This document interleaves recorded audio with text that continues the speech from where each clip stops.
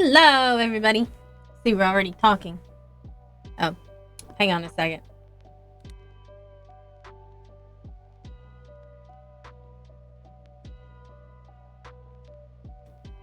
See, we're talking about what I'm playing today. Yes. Doki Doki Literature Club. I haven't yet gotten to the spooky stuff, the crazy shit, but that's happening today. So, yeah, it's gonna be a lot of fun. We're gonna end Act 1 today and start Act 2. It's gonna be a lot of fun.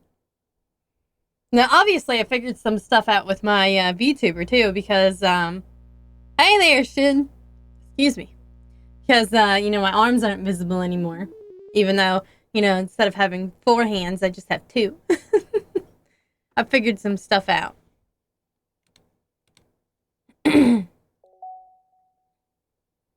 Trying to, I really want this one outfit, but I'm gonna have to color the underboobs, and I'm not sure if it's like a separate mesh for the underboobs.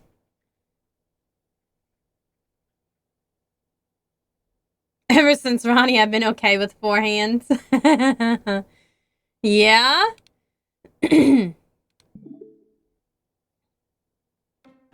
Alright. I'm gonna go ahead and switch over to gaming now. Especially since I, started late and everything. I had to eat some quiche. My house smells like quiche now. Eggs. Smell like eggs. But I like eggs. I like quiche. Alright, we gotta load the game. Okay, what was the last name? Oh, yeah, that one. You can use the skip button to fast forward through text you've already read. Okay. It's already Sunday. I have not read this part yet. I've been getting increasingly anxious about Yuri's upcoming visit. I made the best motherfucking quiche in the tri-state area. I keep telling myself there's no reason to be nervous, but that doesn't help much. Yuri's clearly an introvert and also an intimate person in general. There's no doubt that she'll open up a little bit when it's just the two of us. Meanwhile, we've even been texting occasionally. She was extremely apprehensive at first, but it wasn't long before I was already learning more about her. But putting Yuri aside, I haven't heard a thing from Sayori since she left club early the other day. It's not like we text each other all the time or anything, but I've been worried about her in the back of my mind. Between what Sayori said and what Monica said, is it really okay for me to put Sayori's feelings aside when she might need me? I guess we won't find out. I decide to visit Sayori before Yuri comes over. Rather than asking, I simply tell her I'm coming over, much like we've done in the past. Once I reach Sayori's house, I knock on the door before entering it myself. Again, we used to play so often that we've made it a habit of simply entering each other's houses like we're family. The house is quiet. Sayori isn't anywhere on the first floor, so I assume she's up in her room. It's already strange of her not to run down and greet me. I head up to her bedroom where I finally find her. Sayori? Hi, Anna Melinda. I sit down in her room. Sayori forces a smile, but it's easy to tell that she's different. There's a minute of silence between us. You haven't come over like this in a long time, have you? I guess you're right. It has been a long time. Not much has really changed, has it? Sayori's room is as messy as it's always been. I also recognize the same stuffed animals and wall decorations that she's had for years now. If you came over more often, it wouldn't be such a mess. That's because I end up cleaning it for you. How come you suddenly wanted to come over today? Aren't you supposed to see Yuri today? Yeah, but... Wait, how did you know that? Sayori had already left by the time we decided that last meeting. Monica told me. It's only natural for her to keep me informed about the festival preparations, right? That's true. But what about you? Aren't you going to be helping Monica today? Of course. But I'm just helping her online. We didn't plan to meet up or anything. So it's just me and Yuri then. Yep. There's more silence between us. Sayori stares in a random direction. Everything about her behavior is really uncharacteristic. I finally get to the point. I just wanted to see how you were doing after you left on Friday. When something's wrong, you can't hide it from me. I know you too well. So? Sayori smiles, shaking her head. That's no good, Anna Belinda. Eh? Why can't it be just like it's always been? This is all my fault. If I didn't get so weak and accidentally express my feelings, if I didn't make that stupid mistake, then you wouldn't have been worried about me at all. You wouldn't have come here. You wouldn't have even been thinking about me right now. But it's just my punishment, isn't it? I'm getting punished for being so selfish. I think that's why the world decided to have you come over today. It just wants to torture me. Goodness gracious. It's so dark, isn't it? Like, we're already getting dark and we ain't even got to the dark stuff yet.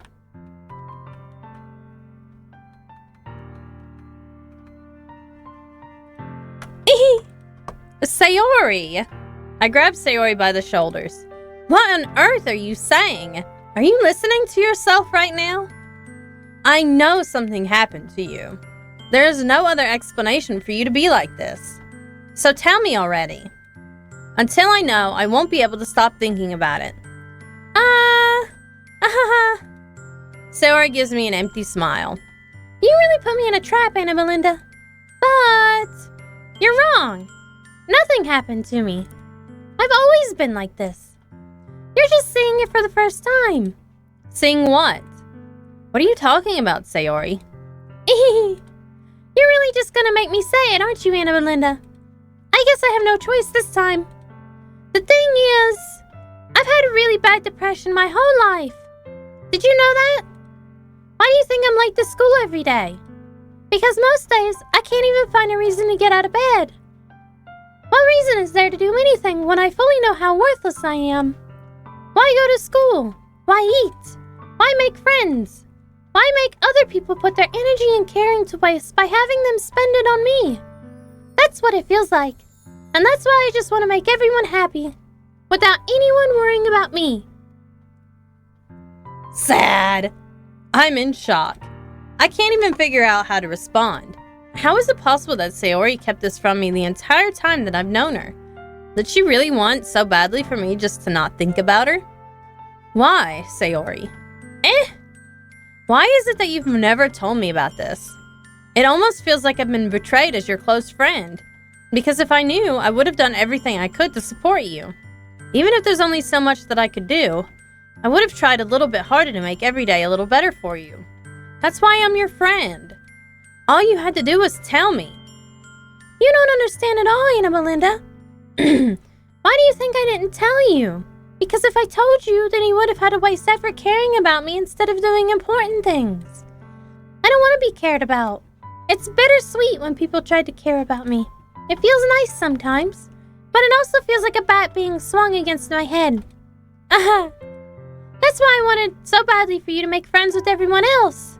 Helping everyone be happy together is the best thing for me. But then, I discovered something else too. Seeing you make friends and get closer with everyone in the club, it feels like a spear going through my heart. So that's why I decided the world just wants to torture me. Every path leads to nothing but hurt. Nervous laughter. You're right that I don't understand. I don't understand your feelings at all, Sayori, but I don't need to understand. Whatever it takes for me to help you stop hurting, that's what I'll do. No, Anna Belinda, there's nothing. Nothing at all. The only thing that could have helped is if everything could be always bleh. The only thing that could have helped is if everything could be like it always was. But I was selfish. I finally showed you what a horrible person I am. Tears streaked down Sayori's face. God. Burr is hungered. There's a lot of quiche. A lot of quiche. I made you join the literature club because I was selfish. And I was punished by my heart hurting in a way that I couldn't understand. And now you came here and I made you hurt too. I'm just weak and selfish. That's all I am. And that's why I'm going to accept these punishments. Because I deserve every one last one. Without thinking, I once again grab Sayori's shoulders. This time, I pull her into a tight embrace. Anna Melinda! Sayori, I don't care if you feel selfish. I'm really happy that you convinced me to join the club. Seeing you every day makes it worthwhile enough. If I make friends with everyone else, then that's just a bonus. But please never underestimate how much I care about you. I wouldn't have it any other way. Anna Melinda! Sayori isn't hugging me back. Despite my arms being wrapped around her, Sayori's arms remain at her sides. She starts sobbing next to my ear. No! Don't do this to me. Please don't do this. Anna Melinda, Sayori barely manages to speak between her sobs. I don't know if I'm doing the right thing, but all I want is for her to know that I care. If you have it in you to call yourself selfish, then you have to let me be selfish too. No matter what it takes, I'll figure out what needs to change. I'll make these feelings go away, and if there's anything that you need me to do, then you'd better tell me. I'll get mad if you don't. I don't know. Gently, Sayori finally puts her arms around me in return. I don't know anything. It's all really scary. I don't understand any of my feelings, Anna Belinda. The only time I'm not feeling nothing is when I'm feeling pain. But your hugs are so warm, and that's really scary too. Sayori lets me go. As she does so, I let her go as well. The festival's tomorrow. Yeah. It's going to be fun, right? Yeah. How would you like for me to spend it all with you? It's what I want. I promise. I think that would be nice then. Yeah. Sayori wipes her eyes. If I could spend the whole day here, I would. Of all days, this has to be the one where I have other plans. Maybe I should cancel. No, don't. Please don't. If you did that, then I really wouldn't forgive you. But it's almost time for Yuri to meet me at my house. At the very least, do you want to come along and help out? It would be fun. To my surprise, Sayori shakes her head. I'm sorry. I don't know if that would be very good for me today. You understand, right? It's kind of hard for me to fully understand, but I'm trying my hardest. It's okay. Don't worry too much about it. She jelly. That's the problem. She jelly. I'll see you tomorrow, okay? All right. I look forward to it. I say goodbye to Sayori and exit her house. On the way home, I find myself still feeling uneasy. But it's hard for me to keep thinking about it when Yuri is about to come over too. I think Sayori is right. I shouldn't be worrying too much, and we're definitely going to be having a great time tomorrow. I should just focus on what's ahead of me. As I approach my house, I see something that makes me feel a moment of panic. Yuri? Thank goodness. You're a little early. I'm sorry I wasn't home yet. Were you waiting for a long time? No, I just got here. But I started to get really nervous when nobody answered the doorbell. You always could have texted me. If I had known, I would have reassured you and hurried on more on my way home. I suppose that's true. I didn't think of that for some reason. It should be common sense to do that, but I decided to ignore it. Anyway, let's go inside. I see you brought a lot of stuff with you. That's right. And did you manage to find everything I asked you to buy as well? Yeah, pretty much. At least, I hope I got everything right. I'm sure it will be fine. I take Yuri to my room. The first thing she does is glance around curiously, which makes me feel anxious. It's so clean. Aha! I cleaned it before you came over, so... That's very considerate of you to do. I know. I would be really embarrassed for my room to be a mess while you were here. Well, I do enjoy cleaning. I would have gladly helped you clean. That would be even more embarrassing. Wait, don't look in there. I snatch Yuri's wrist, which was in the process of opening a desk drawer of mine. Probably has a lot of used tissues. I'm sorry. I wasn't thinking for some reason. I was just spacing out. It's fine, it's fine. I let go of Yuri's wrist. She puts both of her hands firmly in her lap, as if making sure she's keeping track of them. So, should we get started? Yes. I have a few things planned that you can help with. Decorations and other atmospheric enhancements. Atmospheric enhancements? You know, mood lighting, aromatherapy candles. Oh, wow. I didn't know you planned on taking it that far. Of course. I want to help take our guests to a faraway place. Although many will stop by just out of curiosity. And for cupcakes, I guess. I'm determined to provide an experience that will leave them wanting more. That's great. It's easy to forget that you're a pretty intense person. Intense? I guess that's the best way to put it. Is that a bad thing? No, not at all. It's something that I like about you, actually. Is that so? That makes me feel relieved. And kind of happy. Yeah, no need to be so anxious.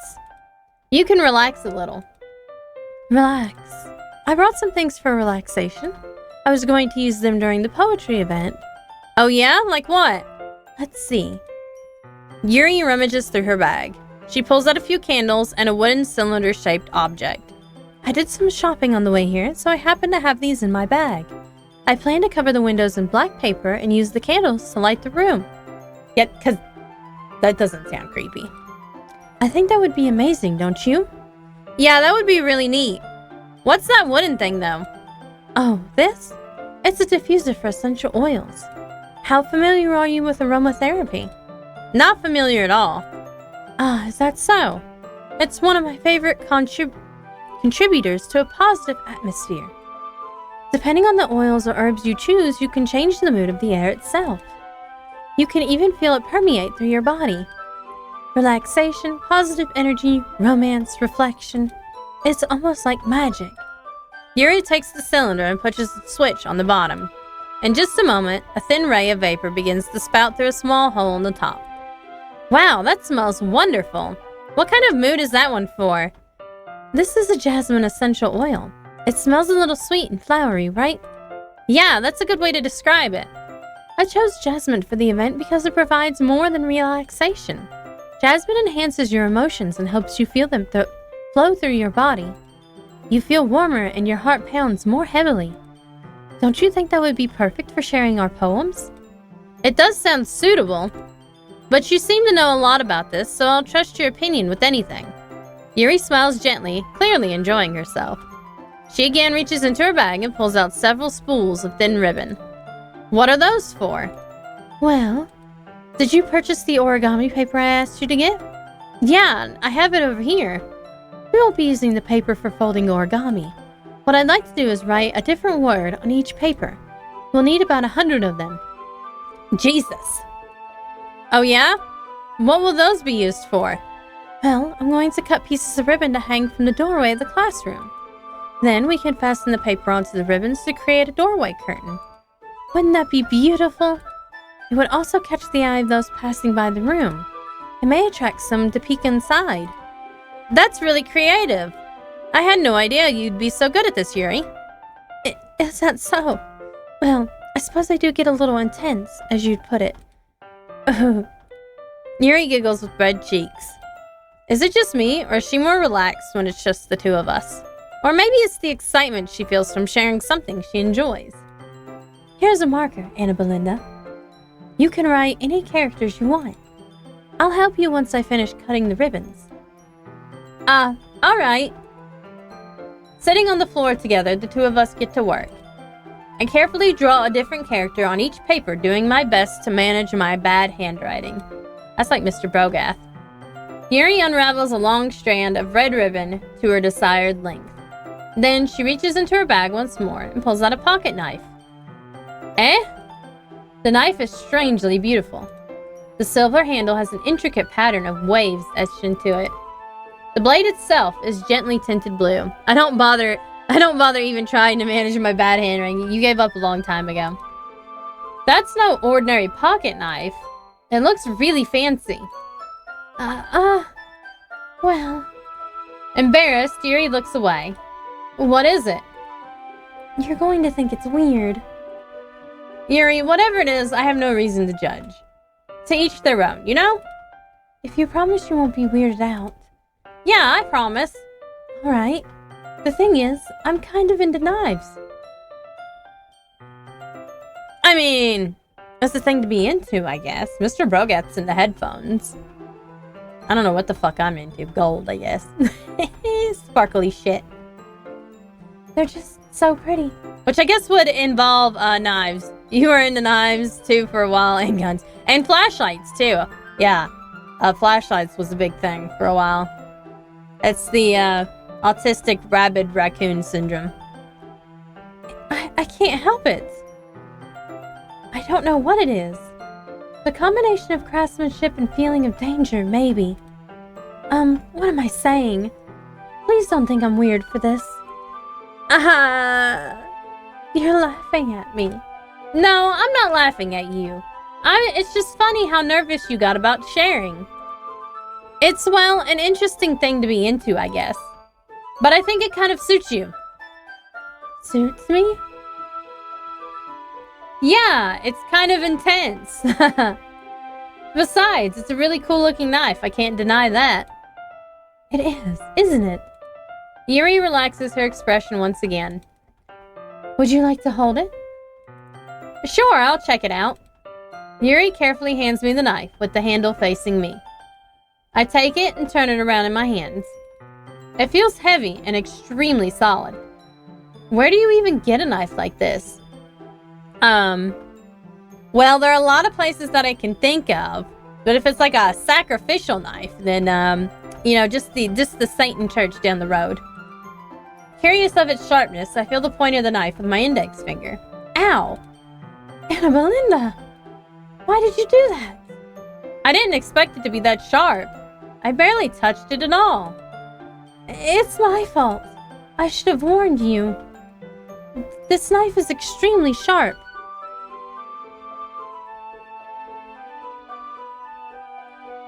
It can cut through skin like it's paper. Oh no. A small drop of blood trickles down the side of my finger. Yuri takes my hand and gives the wound a closer look. She stares at it and noticeably fidgets. If you're squeamish, I'll go wash it off now. Without warning, Yuri puts my finger in her mouth and licks the... That is fucking disgusting! You should never do that! Should never do that! Ever! Not ever, ever, ever. Not even to yourself. Well, okay, you're not supposed to, but I do it all the time. Hello, Tarcisius. It's a very Yuri thing to do. It is true. Maybe she's a vampire, though. I mean, I'm gonna be a vampire dragon this Halloween. Thank you for following! Hey, follower goal met. Woo! 230 followers. But anyway, I'm gonna be a vampire dragon this year, so, you know, maybe I'll just do that, you know, just go around biting people, you know, just sucking the blood out of their fingers. I feel her tongue curl around my finger. Bleh, it's getting even worse. I'm gonna... Bleh. But somebody else's. Bleh, bleh, bleh, bleh, bleh, bleh. Startled, I instinctively pull my hand back. Oh. Please forgive me. I wasn't thinking. Yuri lowers her head, her face burning up. Yuri? That's the most embarrassing thing I've ever done. How could I do something like that? I'm sorry.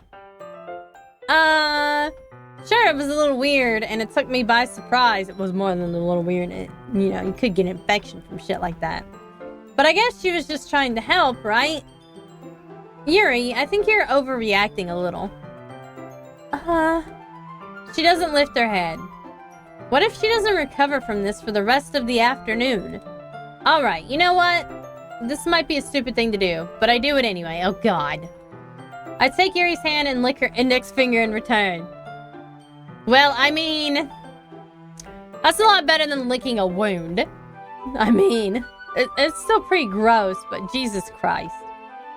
Anna Belinda! Did you really just do that? Now we're even. Yuri just looks at me like I did something wrong. I knew that would be a bad idea. If not for the sweet aroma of the jasmine oil, the air would be extremely heavy right now. You're so weird, Anna Melinda. Look who's talking, God. Licking wounds and shit. Yuri giggles shyly. Eh? Yuri calling me weird? I have no response to that. Where do you keep your bandages? I don't think I need one, actually. It was a tiny cut. Look, it already stopped bleeding. I see. That's relieving. The tension is quickly lifted. We each resume our respective activities. I watch Yuri's knife cut through the ribbon like it's nothing but air. Meanwhile, I continue to make progress on the paper. After we finish attaching the paper to the ribbons, we lay them all out side by side. It looks better than I expected and will be very effective as a door curtain. It looks great. Good thinking coming up with this, Yuri. Thanks.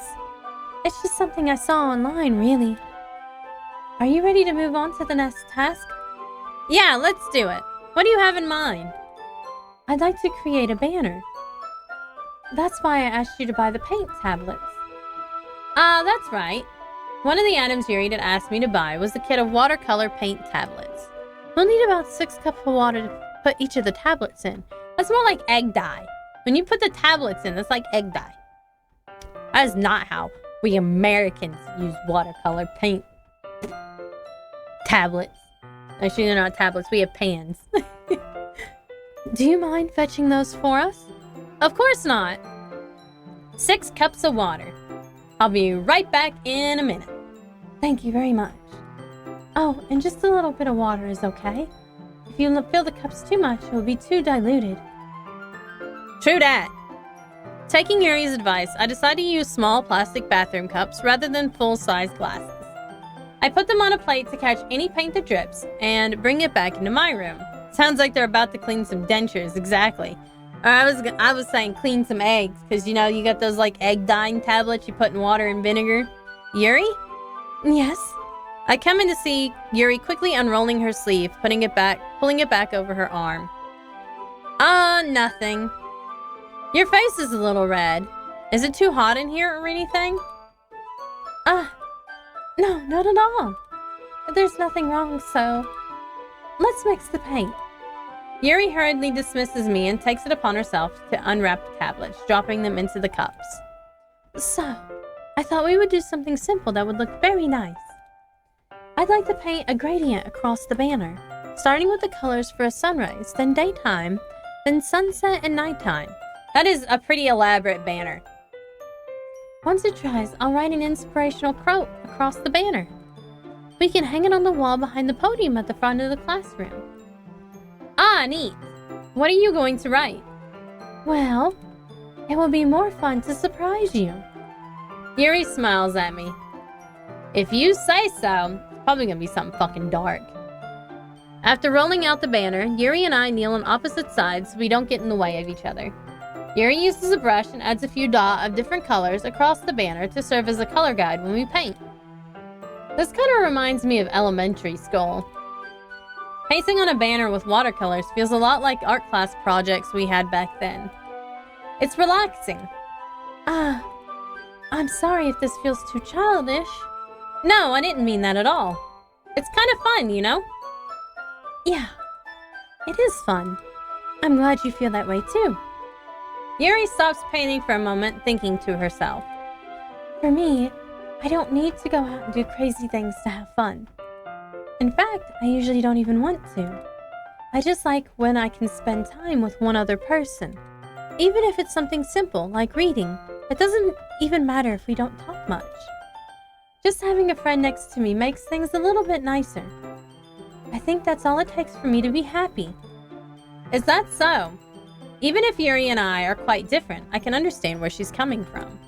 I feel that way about things like anime and games, where simply sharing the experience with someone can make me happy. I think I feel the same way. Yuri smiles gently. I knew you'd understand. Yuri leans over the banner to grab an unused paintbrush. But I move at the same time, causing my head to bump into hers. Dun dun dun. Yeah. Sorry. Yuri reels back, and I quickly lift my hand in surprise. Are you hurt? No, I'm not hurt. It just startled me, that's all. Sorry, I should have asked you to get it for me. It's not your fault. Ah, your face. There are droplets of paint on Yuri's face and neck. Is there something on my face? Yeah, I accidentally got paint on you. Sorry, it's totally my fault. I'll get a towel right away. I rush out and fetch a small towel, and then I dampen it with hot water. I return to my room and kneel back down in front of her.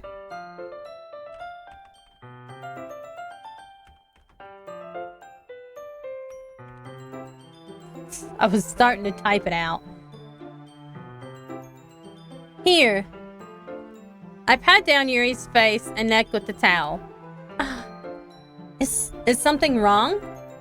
It's hot. I just didn't expect it. Sorry. I didn't want to use cold water. Having finished, I start to retract my hand. But Yuri suddenly holds my wrist. Wait. Eh? Just for a little longer.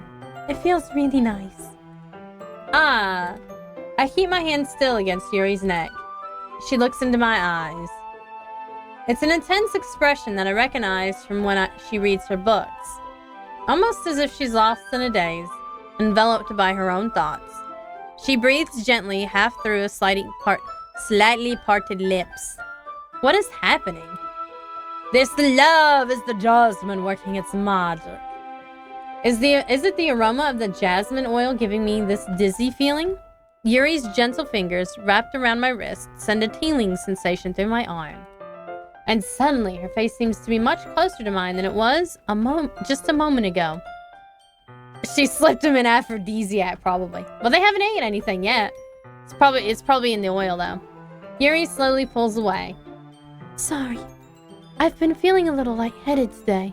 I didn't mean to space out. It's fine. The moment is over as soon as it began. Yuri picks up her brush again.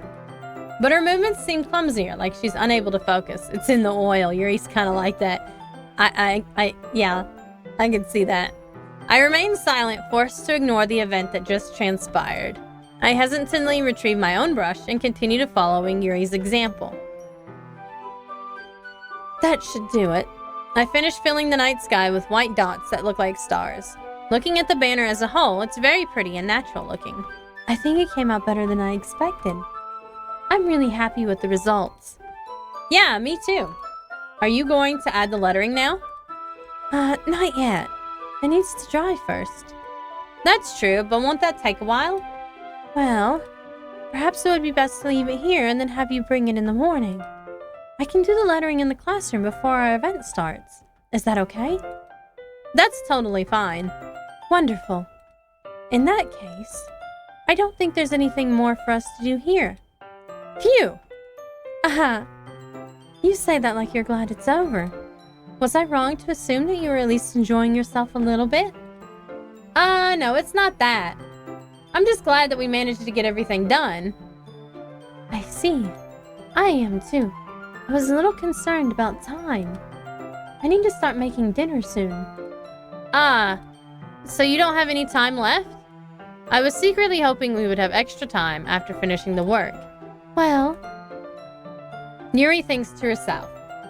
I think it would be too irresponsible of me to wait too much longer. I'm sorry. Hello, Sunny. The Vampire Lord is thinking about joining the stream. Hey, he's coming in. He heard me call his official title, the Vampire Lord. Meow. Meow meow. He's licking his lips. He's not even talking to me. I was hoping that there would be more time as well. It's probably my fault. Alright, let me make room for you then. You're not allowed to bite stuff. Sorry for being such a slow worker. No, it's not your fault at all. And the important thing is that we got everything done, right? Yeah. So, I shouldn't be disappointed or anything. Gathering all her things, Yuri seems to look a little downcast. I understand why. It sounded like she rarely gets the opportunity to spend time with friends in a relaxed environment. But that doesn't mean this is the last time it can happen. Once Yuri packs up, I walk her out the front door. Thank you very much for having me today. No problem. I'm glad I was able to help. Just let me know if there's anything else you need me to bring tomorrow. I will. Well then. Yuri fidgets. I guess I'll see you tomorrow. Wait. I kind of say that without thinking. About today. It's fine that we didn't have as much time as we wanted, because we can do this again. Whenever you want, you can come over, or we can go out somewhere. I forgot you don't like going out much. As I stumble over my words, Yuri simply smiles bashfully. You are not allowed. No, you can't hit the mouse button. Anyway, you know what I'm trying to say, so... You're very thoughtful, Anna Belinda. Yuri takes a step closer to me, then briefly squeezes my hand. I kind of like that about you. Well, how am I supposed to respond to that? But I don't even get a chance to,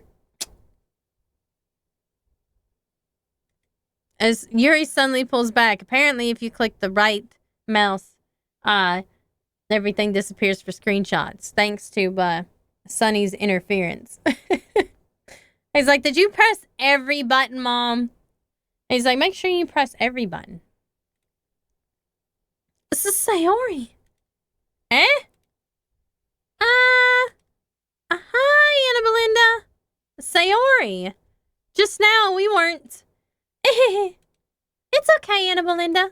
I just stopped by to say hi. Well, it's nice to see you. I'm sorry, but I'm already on my way to leave. Oh, really? That's too bad. I'm sorry. But we'll all be together at the festival tomorrow, so that's fine, right? Of course! Sayori beams. Yeah, so I'll see you tomorrow. Clearly embarrassed, Yuri hurries off. Sayori waves goodbye after her. Sayori? I thought you didn't want to come over today. Well, I tried staying in my room, but my imagination was being really mean to me. So I had to come over and see it for myself. See what? What are you talking about? You know, how much fun you were having with Yuri. I know. It's impressive. This was your favorite character, right? I mean, as far as where you got to. And how close you got to her. It makes me really happy that you've made such good friends. She doesn't look really happy, does she? That's all that matters to me. Tears start to fall down Sayori's face. That's all that matters to me. Why am I feeling this way, Anna Belinda? I'm supposed to be happy for you. Why does it feel like my heart is splitting in half? It hurts so much. Everything hurts so much. This would be so much better if I could just disappear. Sayori, don't say that. It's true, Anna Belinda. If I wasn't here, then you wouldn't have to waste your sympathy on me. You wouldn't have to put up with me being selfish. Monica was right. I should just...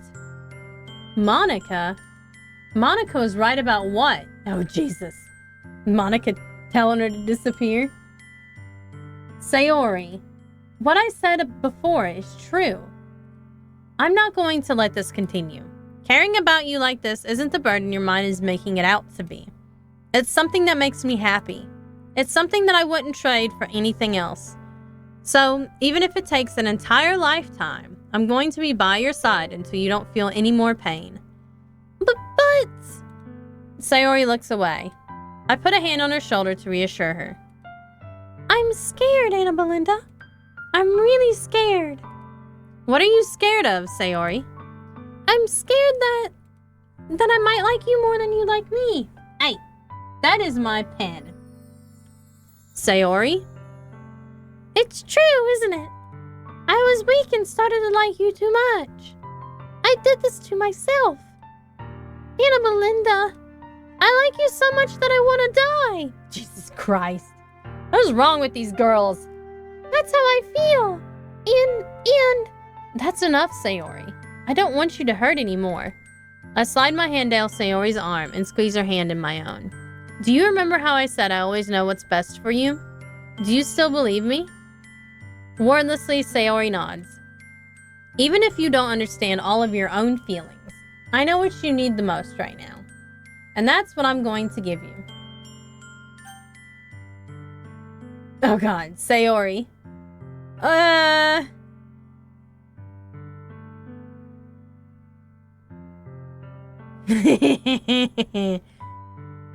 We'll save. But since I like Yuri, we're gonna pick the be my dearest friend. You'll always be my dearest friend. What you need most is for things to be like they've always been. Best to just be honest here, yeah? Monika told me the truth. She told me how much happier you seemed after I joined the club. I know you're struggling with some really difficult feelings right now. But please trust me that I know what's best and what will make you happy in the end. I promise that I'll help get things back to the way they were. I see. Sayori forces a smile through an incredibly pained expression. Ahaha. Is this what it feels like to get stabbed in the chest? I should write a poem about this. Sayori. It's okay. This is just my punishment, remember? For being selfish. So please don't worry about these stupid feelings. I know you're right. I knew this whole time that there's no happiness down that path. I have a feeling no matter what you pick, like, some things will end up the same. I just have a feeling. That's why I came here. Just so I could get the answer I needed to hear. And the other thing, you're also right that I just wanted to go back to the way it was. I realize that now. You really do know me better than anyone, Anna Belinda. I'll trust you with anything. Anything at all. So... Sayori's smile finally breaks. All of a sudden, she turns around and drops to her knees. Ah! Clutching her head with both hands, she screams as loudly as she can. I'm so shocked that I don't know how to react. Sayori looks over her shoulder and flashes me one more weak smile before turning around and running off. Sayori! I'm left helplessly standing in front of my house. Why am I feeling so horrible about this? There's nothing more that I could have done. The most I can do is support Sayori through her feelings and help her on the path that's right. But I'm having as much trouble understanding Sayori's feelings as she is. Even though I can comfort her, I keep wondering if I should be doing something more or something different. I know these thoughts will continue to plague me until things are back to the way they were before. I'm going to give it everything I've got. Sayori will always be my dearest friend, and I'll do whatever it takes to put a smile on her face every day.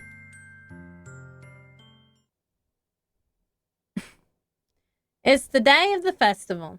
Of all days, I expected this to be the one where I'd be walking to school with Sayori.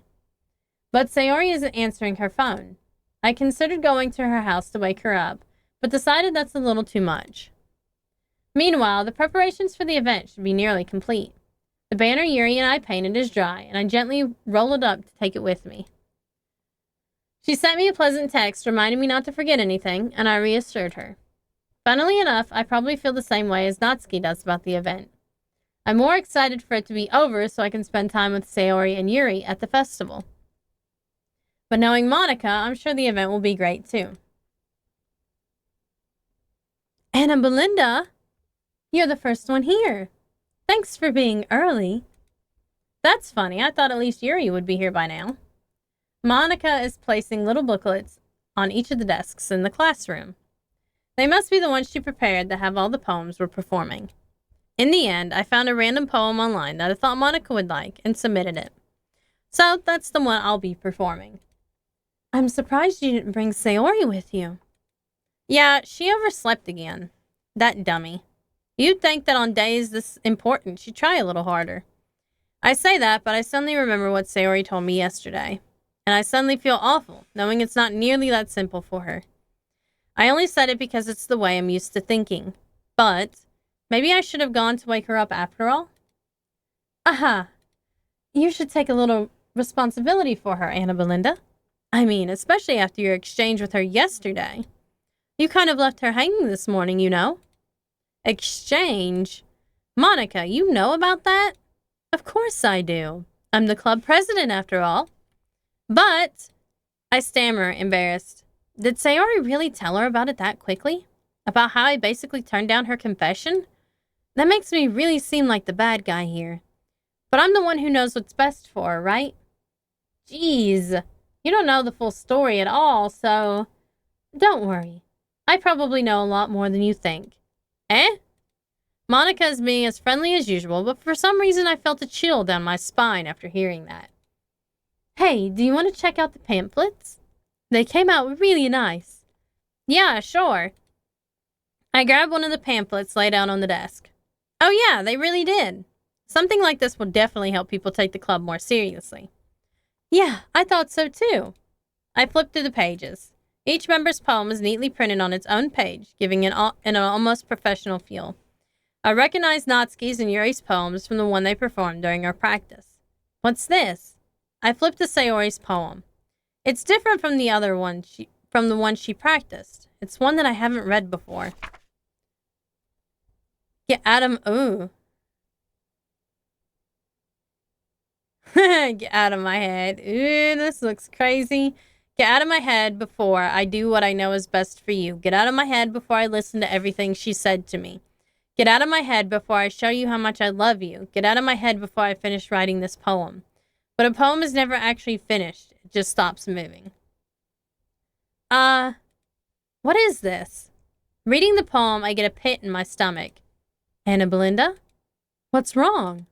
Nothing. This poem feels so completely different from everything else Sayori's written. But more than that, I changed my mind. I'm going to get Sayori, so... well, alright. Try not to take too long, okay? I quickly leave the classroom. Don't strain yourself. Monica calls that out after me. I quicken my pace. What was I thinking? I should have tried a little harder for Sayori. It's not a big deal to at least wait for her or help her wake up. Even the simple gesture of walking her to school makes her really happy. Besides, I told her yesterday that things would be the same as they always have been. That's all she needs, and that's what I want to give to her. I reach Sayori's house and knock on the door. I don't expect an answer since she's not picking up her phone either. Like yesterday, I open the door and let myself in. Sayori? She really is a heavy sleeper. I swallow. I can't believe I ended up doing this after all. Waking her up in her own house? Isn't that more like something a boyfriend would do? In any case, it just feels right. Outside Sayori's room, I knock on her door. Sayori? Wake up, dummy. There's no response. I really didn't want to have to enter her room like this. Isn't it a kind of breach of privacy? But she really leaves me no choice. I gently open the door. Dun dun dun.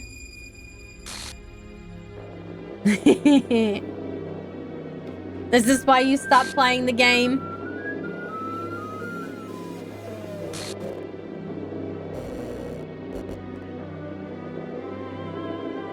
I like the effects on this. What the hell? This is where I hit off for and never played it again and realized no matter how tough you think you are, these trigger warnings can still apply to you. And you're right. None of your choices change it. It's kind of what I figured. I also think I'll just go ahead and let my thoughts out. I think Monica's the reason for all this shit. What the hell? Is this a nightmare? It has to be. This isn't real. There's no way this can be real. Sayori wouldn't do this. Everything was normal up till a few days ago. But I wonder what happens... what happens if you tell her that you love her, though? Does she still... I guess she does still suicide because, it still hangs herself? Because I'm assuming you told her that you loved her. That's why I can't believe what my eyes are showing me. Nothing changes it. I tried everything. Oh my god. Mr. Boza's like, I tried to save her. I suppressed the urge to vomit. Just yesterday, I told Sayori I would be there for her. I told her I know what's best and that everything will be okay. Then why? Why would she do this? And hello, Lady LaRoe. How could I be so helpless? What did I do wrong? Turning down her confession. That has to be what pushed her over the edge. Her agonized scream still echoes in my ears. Why did I do that to her when she needed me the most? Why was I so selfish? This is my fault. My swarming thoughts keep telling me everything I could have done to prevent this. If I just spent more time with her, walked her to school, and gave her what I know she wanted out of our relationship, then I could have prevented this. I know I could have prevented this. Because, you know, the last person she talked to was Monica. That bitch. That bitch. Screw the literature club. Screw the festival. I just lost my best friend. Someone I grew up with. She's gone forever now. Nothing I can do can bring her back. This isn't some game where I can reset and try something different. But it is, but it doesn't matter. I had only one chance, and I wasn't careful enough. Honestly, despite how poorly MC handled everything, it's still sad to see him blame himself like this. Yeah, that's true. That's true. Because a lot of these times, there's, like, in these situations, there's not a lot you can do. And now, I'll carry this guilt with me until I die. Nothing in my life is worth more than hers. But I still couldn't do what she needed from me. I saw a playthrough of this before I played it, and it's still jarring every time. And now, I can never take it back. Never. Never. Never. Never. Never. To be fair, it's been years since I've seen it. It's still really hard to watch.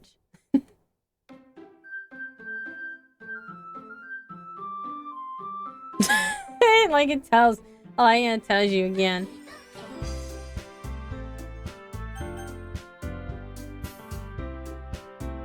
Oh, yeah. See, like, now it's Monica instead of Sayori.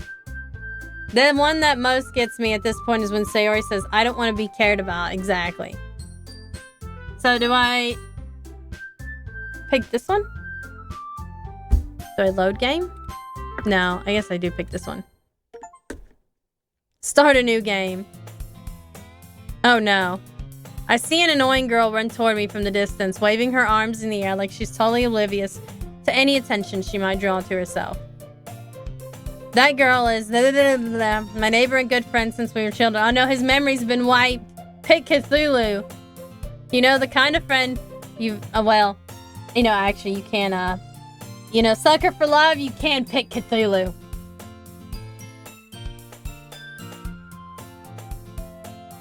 You know, the kind of friend you've never seen yourself making today. But it just kind of works out because you've known each other for so long. We used to walk to school together on days like this, but starting around high school, she would oversleep more and more frequently, and I would get tired of waiting up. It's true. If you have not played Sucker for Love and you like these sort of games, totally play Sucker for Love. Like, it's fantastic. And there is the Sucker for Love, A Date to Die For. The first one is like a heterosexual relationship, and then the sequel is a lesbian. It's a Yuri one, so it's pretty cool. They're pretty awesome. I finished both of them. They better come out with the third one. I wanna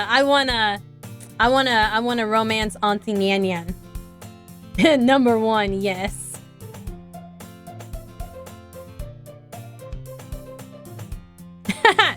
If you like lesbians, you should definitely check out Mr. Brogath's Yuri books.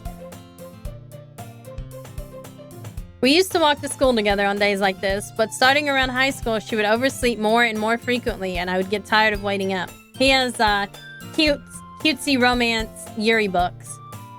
But if she's going to chase after me like this, I almost feel better off running away. However, I just sigh and idle in front of the crosswalk and then catch up to me. Oh.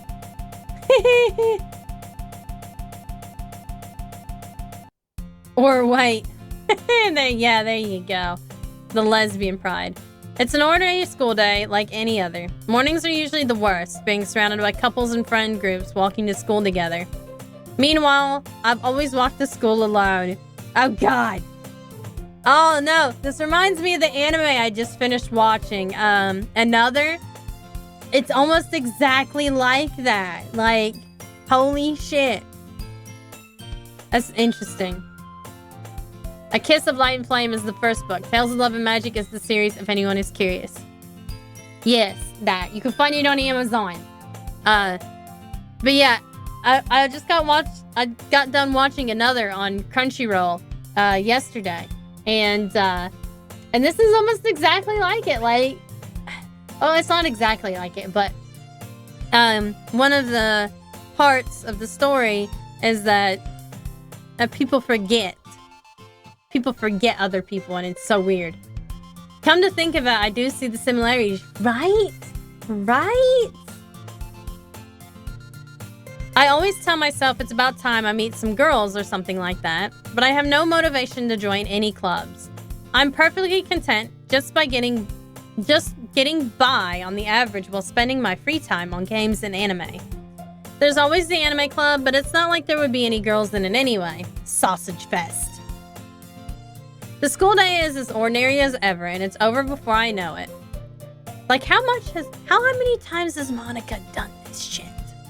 After I pack up my things, I stare blankly at the wall, looking for an ounce of motivation. Clubs. There really aren't any that interest me. Besides, most of them would probably be way too demanding for me to want to deal with. I guess I have no choice but to start with the anime club. Anna Belinda? Monica? Oh my goodness. I totally didn't expect to see you here. It's been a while, right? Yeah, it has. Monica smiles sweetly. We do know each other. Well, we rarely talk, but we were in the same class last year. Monica was probably the most popular girl in class. Smart, beautiful, athletic. Basically, completely out of my league. So, having her smile at me so genuinely feels a little... What did you come in here for anyway? Oh, I've just been looking for supplies to use for my club.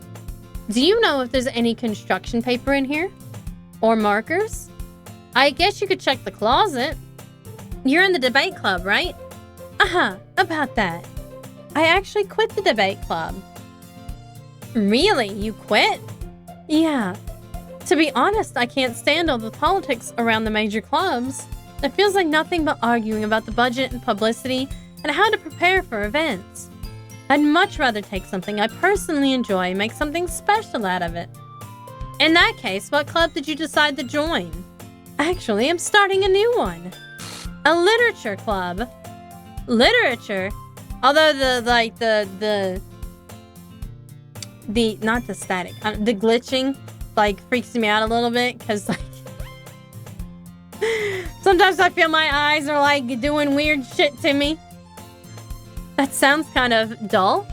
How many members do you have so far? It's kind of embarrassing, but there are only 3 of us so far. There were 4. It's really hard to find new members for something that sounds so boring. Well, I can see that. But it's really not boring at all, you know? Literature can be anything. Reading, writing, poetry, killing people. I mean, one of my members even keeps her manga collection in the club room. Wait, really? Yeah, it's funny, right? She always insists that manga is literature too. I mean, she's not wrong, I guess. And besides, a member's a member, right? Did Monica say she? Hey, Anna Belinda. By any chance, are you still looking for a club to join? I mean, I guess so, but... In that case, is there any chance you could do me a big favor? I won't ask you to join, but... If you could at the very least visit my club, it would make me really happy. Please? Well, I guess I have no reason to refuse. Besides, how could I ever refuse someone like Monica? Sure, I guess I could check it out. Ah, awesome! You're really sweet, Anna Belinda, you know that? It's nothing, really. Shall we go then? I'll look for the materials another time. You're more important. And thus, today marks the day I sold my soul to Monica and her irresistible smile. Oh shit, I like how that changed. It went from cupcakes to irresistible smile. I dejectedly follow Monica across the school and upstairs, a section of the school I rarely visit. Monica, full of energy, swings open the classroom door. I'm back! And I brought a guest with me. Eh? A guest. Seriously? You brought a boy? Way to kill the atmosphere. Don't be mean, Natsuki. But anyway, welcome to the club, Anna Belinda. All words escape me in this situation. This club is full of incredibly cute girls. So, let me guess. You're Monika's boyfriend, right? What? No, I'm not. Natsuki. The girl with the sour attitude, whose name is apparently Natsuki, is one I don't recognize. Her small figure makes her look like a first-year student. Anyway, this is Natsuki, energetic as usual. And this is Yuri, the vice president. Oh, Yuri's vice president now. It's nice to meet you. Yuri, who appears comparably more mature and timid, seems to have a hard time keeping up with someone like Natsuki. Yeah, it's nice to meet both of you. So, I ran into Anna Belinda in a classroom and he decided to come check out the club. Isn't that great? Wait! Monika! Didn't I tell you to let me know in advance before you brought anyone new? I was going to... well, you know. Sorry. I didn't forget that, but I just happened to run into him. In that case, I should at least make some tea, right? Yeah, that would be great. Why don't you come sit down, Anna Belinda? The girls have a few desks arranged to form a table. Yuri walks to the corner of the room and opens the closet. Meanwhile, Monika and Natsuki sit across from each other. Still feeling awkward, I take a seat next to Monika. So, I know you didn't really plan on coming here, but we'll make sure you feel right at home, okay? As president of the literature club, it's my duty to make the club fun and exciting for everyone. I'm surprised there aren't more people in the club yet. I wonder if, Yuri and Natsuki remember Sayori, or if, everybody forgets about it. It must be hard to start a new club. You could put it that way. Either that or she keeps fucking killing people. Not many people are interested in putting all the effort to start something brand new, especially when it's something that doesn't grab your attention, like literature. You have to work hard to convince people that you're both fun and worthwhile. But it makes school events like the festival that much more important. I'm confident that we can all really grow this year before we graduate. Right, Natsuki? Well, I guess. Natsuki reluctantly agrees. Such different girls, all interested in the same goal. Monika must have worked really hard just to find these two. Yuri returns to the table carrying a tea set.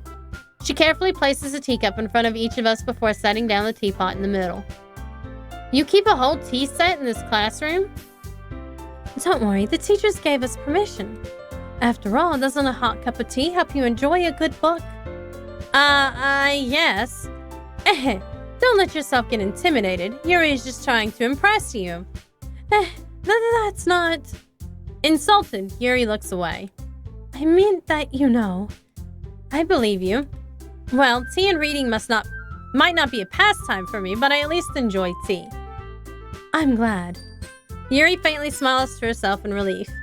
So, Anna Belinda, what kind of things do you like to read? Well, considering how little I've read these past few years, I really don't have a good way of answering that. Manga? I mutter quietly to myself, half joking. Natsuki's head suddenly perks up. It looks like she wants to say something, but she keeps quiet. Not much of a reader, I guess. Well, that can change. What am I saying? I spoke without thinking after seeing Yuri's sad smile. Anyway, what about you, Yuri? Well, let's see. Yuri traces the rim of her teacup with her finger. My favorites are usually novels that build deep and complex fantasy worlds. The level of creativity and craftsmanship behind them is amazing to me. And telling a good story in such a foreign world is equally impressive. Yuri goes on, clearly passionate about her reading. She seems so reserved and timid since the moment I walked in, but it's obvious by the way her eyes light up that she finds her comfort in the world of books, not people. But I like a lot of things. Stories with deep psychological elements usually immerse me as well. Isn't it amazing how a writer can so deliberately take advantage of your own lack of imagination to completely throw you for a loop? Anyway, I've been reading a lot of horror lately. This snobby-ass manga doesn't count literature club member. Exactly.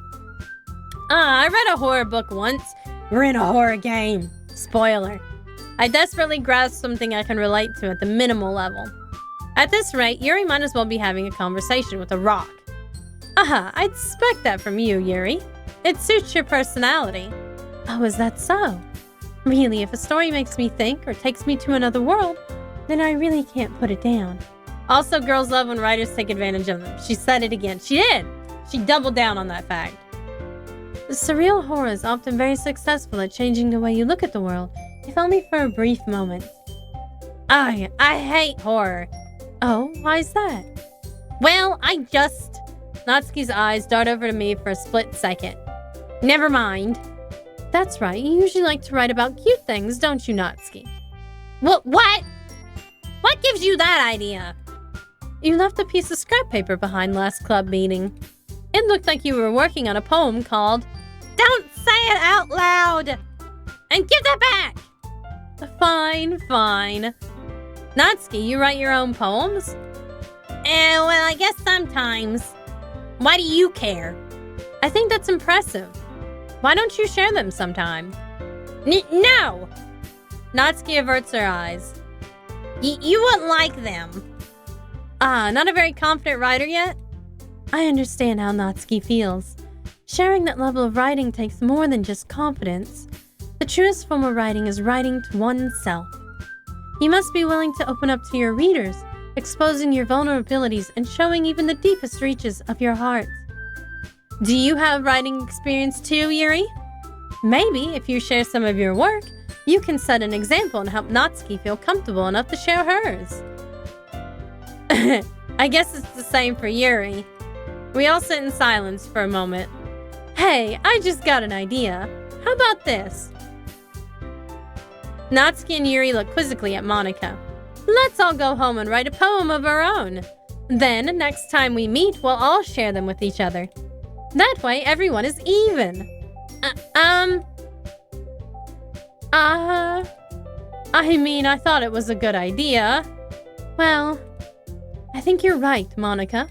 We should probably start finding activities for all of us to participate in together. I did decide to take on the responsibilities of vice president. After all, I need to do my best to nurture the club as well as its members. Besides, now that we have a new member, it seems like a good step for us to take. Do you agree as well, Anna Belinda? Hold on, there's still one problem. What's that? Now that we've reached the most important topic, I bluntly come forth with what's been on my mind the entire time. I never said I would join this club. Monika may have convinced me to stop by, but I never made any decision. I still have other clubs to look at, and, I lose my train of thought. All three girls stare back at me with dejected eyes. But, I'm sorry, I thought... The girls exchange glances before Monika turns back to me. I guess I need to tell you the truth, Anna Belinda. The thing is, we don't have enough members yet to form an official club. Oh, they did. They need a fourth member, but then she fucking killed Sayori. We need 4, and I've been trying really, really hard to find new members. And if we don't find one more before the festival... I'm defenseless against these girls. How am I supposed to make a clear-headed decision when it's like this? I would feel terrible for letting everyone down in this situation. And besides, the club itself seems pretty relaxed. So if writing poems is the price I need to pay in order to spend every day with these beautiful girls... Right, just watch out. Monika's a killer. Okay, I've decided then. I'll join the literature club. One by one, the girls' eyes light up. Oh my goodness, really? Do you really mean that, Anna Belinda? Yeah. It could be fun, right? You really did scare me for a moment. I mean, if you really just left after all this, I would be super pissed. Anna Belinda, I'm so happy. We can become an official club now. Thank you so much for this. You're really amazing. I'll do everything I can to give you a great time, okay? Thanks, I guess. So what the fuck happens when she kills the other member? Okay, everyone. I think with that, we can officially end today's meeting on a good note. Everyone remember tonight's assignment. Write a poem to bring to the next meeting so we can all share. Monika looks over at me once more. Anna Belinda, I look forward to seeing how you express yourself. Yeah.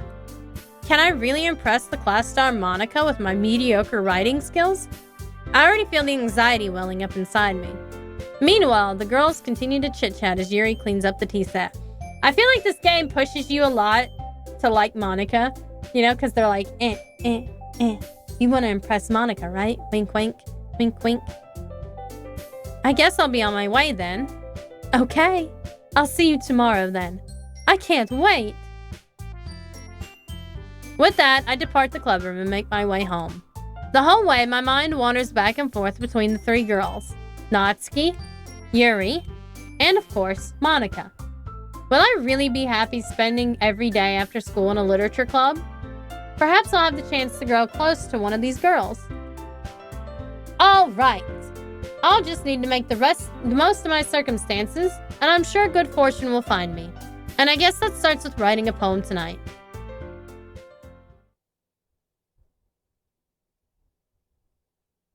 Would like to read it. Oh, I see.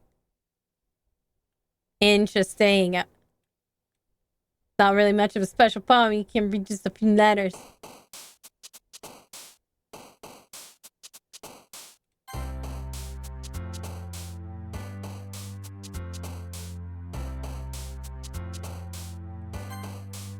Gotta pick some stuff. Ambient. Adventure. Socks. Eternity. Parfait.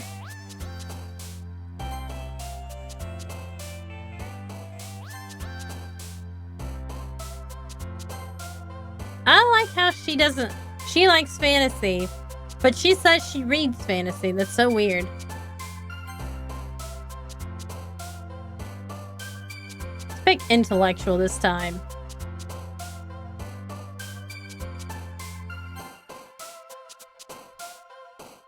Shopping. Judgment.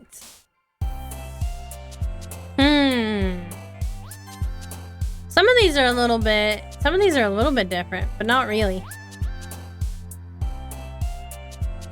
Fireflies. I feel like we're like half and half here.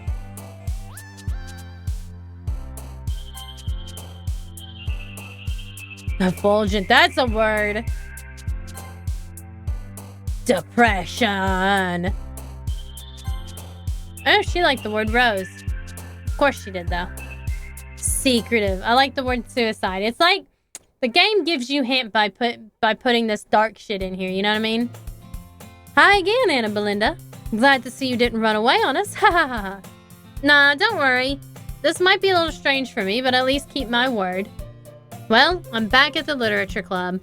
I was the last one to come in, so everyone else is already hanging out. Oh shit. Thanks for keeping your promise, Anna Belinda.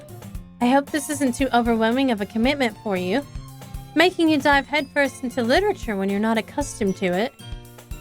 Oh, come on, like he deserves any slack. You already had to be dragged here by Monica. I don't know if you plan to just come here and hang out or what.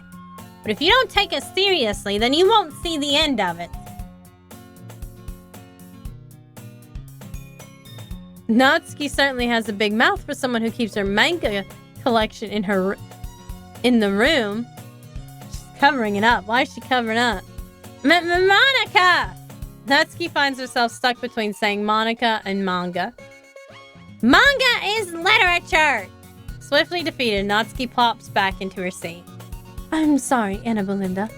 We'll make sure to put your comfort first, okay? Yuri shoots Natsuki with a disappointed glance. Anyway, now that you're in the club and all, perhaps you might have an interest in picking up a book to read? Base Natsuki, exactly. Well, I can't really say no either way. Like you said, I'm in this club now. So it only feels right for me to do something like that if you ask. Oh, wait. I didn't mean it like that. If you don't really want to, then forget I said anything, I guess. No, it's not that, Yuri. I want to try to be a part of this club. So even if I don't read often, I'd be happy to pick up a book if you wanted me to. Are you sure? I just felt like... Well, as vice president and all, then I should help you get started on something you might like. Yuri reaches into her bag and pulls out a book. I didn't want you to feel left out, so I picked out a book that I thought you might enjoy. It's a short read, so it shouldn't keep your attention, even if you don't usually read. And we could, discuss it if you wanted. How is this girl accidentally being so cute? She even picked out a book she thinks I'll like, despite me not reading much. Yuri, thank you. I'll definitely read this. I enthusiastically take the book. Phew. Well, you can read it at your own pace. I look forward to hearing what you think. Now that everyone's settled in, I expected Monica to kick off some scheduled activities for the club. But that doesn't seem to be the case. Yuri's face is already buried in a book. I can't help but notice her intense expression, like she was waiting for this chance. Meanwhile, Natsuki is rummaging around in the closet. I'm really curious to talk to Yuri a little bit more, but at the same time, I would feel bad from distracting her from reading. I catch a glimpse of the cover of her book. It looks like the same book that she lent to me. More than that, she seems to be on the first few pages. Crap. I think she noticed me looking at her. She sinks another glance at me and our eyes meet for a split second. But that only makes her hide her face deeper in her book. Sorry. I was just spacing out. I mutter this, sensing I made her uncomfortable. Oh, it's fine. If I was focused, then I probably wouldn't have noticed in the first place. But I'm just rereading a bit of this, so... That's the book you gave me, right? Mm-hmm. Oh, Jesus. That eye is just floating away. Goodbye, eyeball. Wait, I'm just gonna sit here and see how far it goes. It's really going. Farewell, eye. Farewell. It's floating off. Oh wow, it's going pretty far there. It's gonna go on until I click the button. It really is. That's horrifyingly hilarious. Not for any particular reason. I like how it just goes back and snaps into place. Just curious, how come you have 2 copies of the same book? Well, when I stopped at the bookstore yesterday, that's not what I meant. I mean, I just happened to buy 2 of them. I see. There's something fairly obvious here that Yuri isn't telling me, but I decide to let it go. I'll definitely start reading it soon. I'm glad to hear. Once it starts to pick up, you might have a hard time putting it down. It's a very engaging and relatable story. Is that so? What's the story about, anyway? Well... I look at the cover of the book. The book is titled Portrait of Markov. There's an ominous-looking eye symbol on the front cover. Basically, it's about this religious camp that was turned into an human experiment prison, and the people trapped there have this trait that turns them into killing machines that lust for blood. It's fucking Monica. That's where Monica came from. But the facility gets even worse, and they start to selectively breeding people by cutting off their limbs and affixing them to... This wasn't part of Act 1. That definitely, I don't remember that part being explained. That might be a little bit of a spoiler. But anyway, I'm really into it. The book, I mean. Not the thing about the limbs. She is. She totally is. That's kind of dark, isn't it? Yuri made it sound like it was going to be a nice story, so that dark turn came from nowhere. Are you not a fan of that sort of thing, Anna Melinda? No, it's not that. I mean, I can definitely enjoy those kinds of stories, so don't worry. I hope so. Yeah, I totally forgot that Yuri is into these things. She's so shy and reclusive on the outside, but her mind seems to be completely different. It's just that this kind of story, it's the kind that challenges you to look at life from a strange new perspective.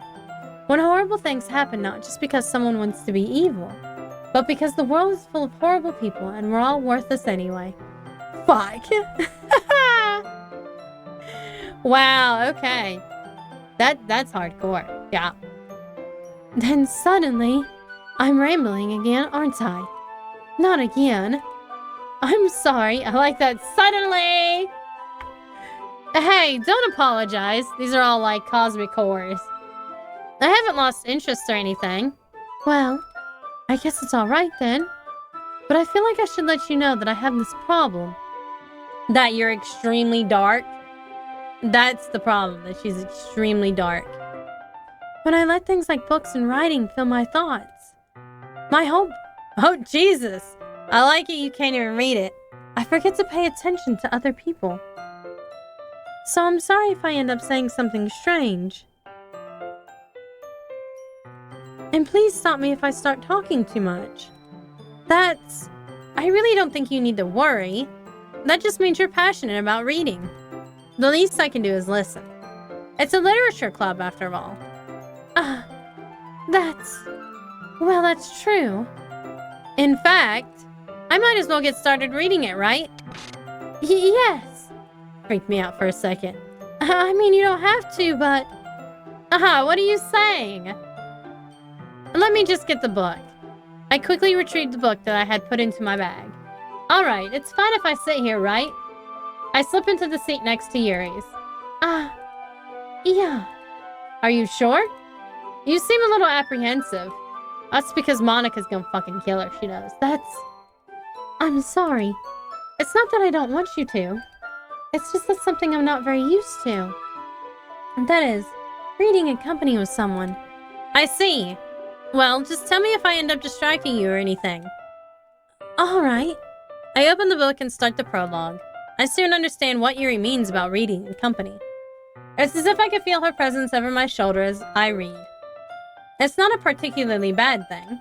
Maybe a little distracting, but the feeling is somewhat comforting. Yuri is in the corner of my eye. I realize that she's not actually looking at her own book. I glance over. It looks like she's reading from my book instead. Sorry. I was just bathing in the feeling of your body. I caught that one. I was just bathing in your body heat. Damn, girl. Damn. That is... Yeah, for sure. I do? I don't really mean to. Sorry. I mean... Here, this should work, right? I slide my desk until it's up against Yuri's, then hold my book more between the two of them. I suppose so. Yuri timidly closes her own copy. Once we lean in a little bit, our shoulders are almost touching. It feels like my left arm is in the way, so instead I use my right hand to hold the book open. I guess that makes it kind of difficult to turn the page. Here. Yuri takes her left arm and holds the left side of the book between her thumb and forefinger. I do the same with my right arm on the right side of the book. That way I turn a page and Yuri slides it under her thumb after she flips hers to the side. But in holding it like this, we're huddled even closer together than before. It's actually kind of distracting me. It's as if I could feel the warmth of Yuri's face, and she's in the corner of my vision. Are you ready? To turn the page. Oh, sorry. I think I got a bit distracted for a second. I glance over at Yuri's face again, and her eyes meet. I don't know how I'll be able to keep up with her. That's okay. You're not as used to reading, right? I don't mind being patient if it takes you a bit longer. It's probably the least I can do, since you've been so patient with me. Yeah. Thanks. We continue reading. Yuri no longer asks me if I'm ready to turn the page. Instead, I just assume that she's finished the page before me, so I turn it on my own volition. We continue the first chapter in silence. Even so, turning each page almost feels like an intimate exchange. My thumb gently letting go of the page, letting it flutter over to her side as she catches it under her own thumb. Hey, Yuri. This might be a silly thought, but the main character kind of reminds me of you a little bit. No, I don't relate to this character at all. Definitely not. Really? I was just thinking the way she second guesses things she says and all that. That's what you were talking about. Sorry. I thought you meant something else about her. Something else? Never mind. We didn't even get that far yet, so I don't know why that came into my head. Yuri, are you feeling all right? Yuri's been a little fidgety ever since we started reading. You can rest if you're feeling sick or something. Your breathing is a little... My breathing? Yuri puts her hands on her chest as if to feel her heartbeat. I didn't even notice. Anyway, I'm fine. I just need some water. All right, don't push yourself. Yuri stands up and practically rushes out of the classroom. What on earth was that about? Anna Belinda? Did something happen just now? I have no idea. Yuri was acting a little strange, I guess. So, you don't know anything? Sorry, I can't say I do. Are you worried about her? Oh no, not really. I was just making sure that you didn't do anything to her. No, nothing. Don't worry. I believe you, silly. Monica knows everything. A little bit creepy. Yuri just does this sometimes, so it's nothing alarming. All right, if you say so. Anyway, why don't we start sharing our poems with each other? Shouldn't we wait for Yuri? Well, she might be a while, so I just figured we would start without her. Is that okay? Yeah, I was just asking. I stand up. I make a mental note of where I left off in the book, then slip it back into my bag. So she's not going to be an option. Who should I send my poem to first? Monica. I should start with Monica. Yesterday, she seemed eager to read my poem, and I want her to know I'm putting in effort. Hi, Anna Belinda. Having a good time so far? Yeah. Good. Glad to hear it. By the way, since you're new and everything, if you ever have any suggestions for the club, like new activities or things we can do better, I'm always listening. I probably ought to save. Just in case. Don't be afraid to bring things up, okay? All right, I'll keep that in mind. Of course I'll be afraid to bring things up. I'm much better off just going with the flow until I'm more settled in. Anyway, want to share your poem with me?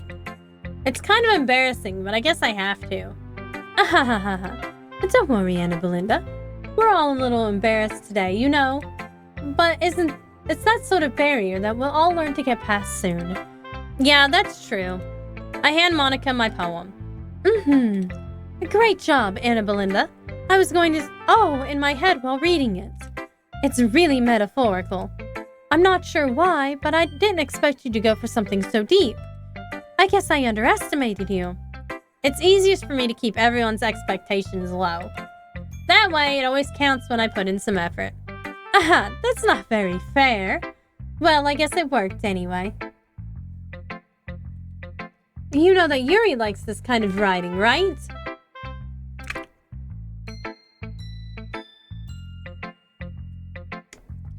Writing that's full of imagery and symbolism. Sometimes I feel like Yuri's mind is just totally detached from reality. I don't mean that like it's a bad thing, though. But sometimes I get the impression that she's totally given up on people. She spends so much time in her own head that it's probably a much more interesting place for her. But that's why she gets so happy when you treat her with a lot of kindness. I don't think she's used to being indulged like that. She must be really starved for social interaction, so don't blame her for coming on a little strongly. Like earlier, I think if she gets too stimulated, she ends up withdrawing and looking for alone time. Suddenly, the door opens. Yuri! I'm back. Did I miss anything? Not really. Well, we all started sharing our poems with each other. Already? I'm sorry for being late. No need to apologize. We still have plenty of time, so I'm more glad that you took all the time you needed. All right. Thanks, Monica. I suppose I should go get my poem now. Anyway, do you want to read my poem now? Don't worry, I'm not very good. You sound pretty confident for someone who claims to be not very good. Well, that's because I have to sound confident. That doesn't mean I always feel that way, you know. I see. Well, let's read it then. Hole and wall, but he wasn't looking at me. Confused, I frantically glanced at my surroundings. But my burned eyes could no longer see color. Are there others in this room? Are they talking? Or are they simply poems on flat sheets of paper? The sound of frantic scrawling playing tricks on my ears. The room begins to crinkle, closing in on me. The air I breathe dissipates before it reaches my lungs. I panic. There must be a way out. It's right there. He's right there. Swallowing my fears, I brandish my pen. So, what do you think? It's very freeform, if that's what you call it. Sorry, I'm not really the right person to ask for feedback. It's okay. Yeah, that kind of style has gotten pretty popular nowadays. That is, a lot of poems have been putting emphasis on the timing between words and lines. When performed out loud, it can be really powerful. What was the inspiration behind this one? Well, I'm not sure if I know how to put it. I guess you could say that I had some kind of epiphany recently. It's been influencing my poems a bit. An epiphany? Yeah, something like that. I'm kind of nervous to talk about deep stuff like that because it's kind of coming on strongly. Maybe after everyone is better friends with each other. Anyway, here's Monica's writing tip of the day. Sometimes when you're writing a poem or a story, your brain gets too fixated on a specific point. If you try so hard to make it perfect, then you'll never make any progress. Just force yourself to get something down on the paper and tidy it up later. Another way to think about it is this. If you keep your pen in the same spot for too long, you'll just get a big dark puddle of ink. So just move your hand and go with the flow. That's my advice for today. Thanks for listening. Yuri. Obviously. As Yuri reads the poem, I notice her eyes lighten. Exceptional. What was that? Did I say that out loud? Yuri first covers her mouth, but then ends up covering her whole face. He's going to hate me. You really didn't do anything wrong, Yuri. I guess you're right. What am I getting so nervous for? Yuri takes a breath. So, what kind of writing experience do you have? Your use of imagery and metaphors indicates you've written a lot of poetry before. Really? Wow, that's a huge compliment coming from you. This is actually my first time, really. Huh? Yuri stares at me blankly, then looks at my poem again. Well, I know that. I just meant, Yuri trails off, unable to find an excuse. She traces her finger along the words in the poem as if breaking it down more thoroughly. Yeah. Okay. This is the reason I was able to tell. It's just that there are specific writing habits that are usually typical of new writers. And having been through that myself, I kind of learned how to pick up on them. I think the most noticeable thing I recognize in new writers is that they try to make their style very deliberate. In other words, they tend to pick up a writing style separate from the topic matter, and they fit the two together. The end result is that both the style and the expressiveness are weakened. Once Yuri finds her train of thought, it's as if her demeanor totally changes. Her stammering is completely gone, and she sounds like an expert. Of course, that's not something you can be blamed for. There are so many different skills and techniques that go into writing even a simple poem. Not just finding them and building them, but getting them to work together is probably the most challenging part. It might take you some time, but it all comes with practice and learning by example and trying new things. I also hope that everyone else in the club gives you valuable feedback. Natsuki can be a little biased, though. Biased? How? Well, never mind. I shouldn't be talking about people like that. Sorry. It's fine. I'm not sure if Yuri is apologizing to herself, to me, or to Natsuki. Do you mind if I read your poem now? Please do. I'd love to share my thoughts process behind it. Yuri smiles dreamily if that's a rare opportunity for her. Which itself is kind of funny. After all, isn't this supposed to be a literature club? Ghost under the light. The tendrils of my hair illuminate beneath the amber glow. Bathing. It must be this one. The last remaining streetlight to have withstood the test of time. The last yet to be replaced by the sickening blue-green hue of the future. I bathe. Calm, breathing air the present but living in the past. The light flickers, I flicker back. It hasn't changed. It didn't change. I'm sorry, I have such terrible handwriting. What? I wasn't thinking that at all. But it took you a long time to read. Well, I just don't read script very often. I actually think your handwriting is pretty. That's a relief. Also, I like the poem. Even though it's short, it was really descriptive. It wasn't too short? I usually write longer poems. Not at all. I'm really glad you liked it. I'll be honest. But since it's our first time sharing, I wanted to write something a little more mild. Something easy to digest, I suppose. Are you into ghosts, Yuri? Oh, actually, the story isn't about ghosts at all, Anna Belinda. Really? I must have totally missed the point. Well, I suppose you did only glance over it after all. But remember that poets often express their own thoughts, feelings, and experiences in their work. They usually do more than tell a simple story or paint a picture. In this case, perhaps the subject of the poem is only being symbolically compared to a ghost.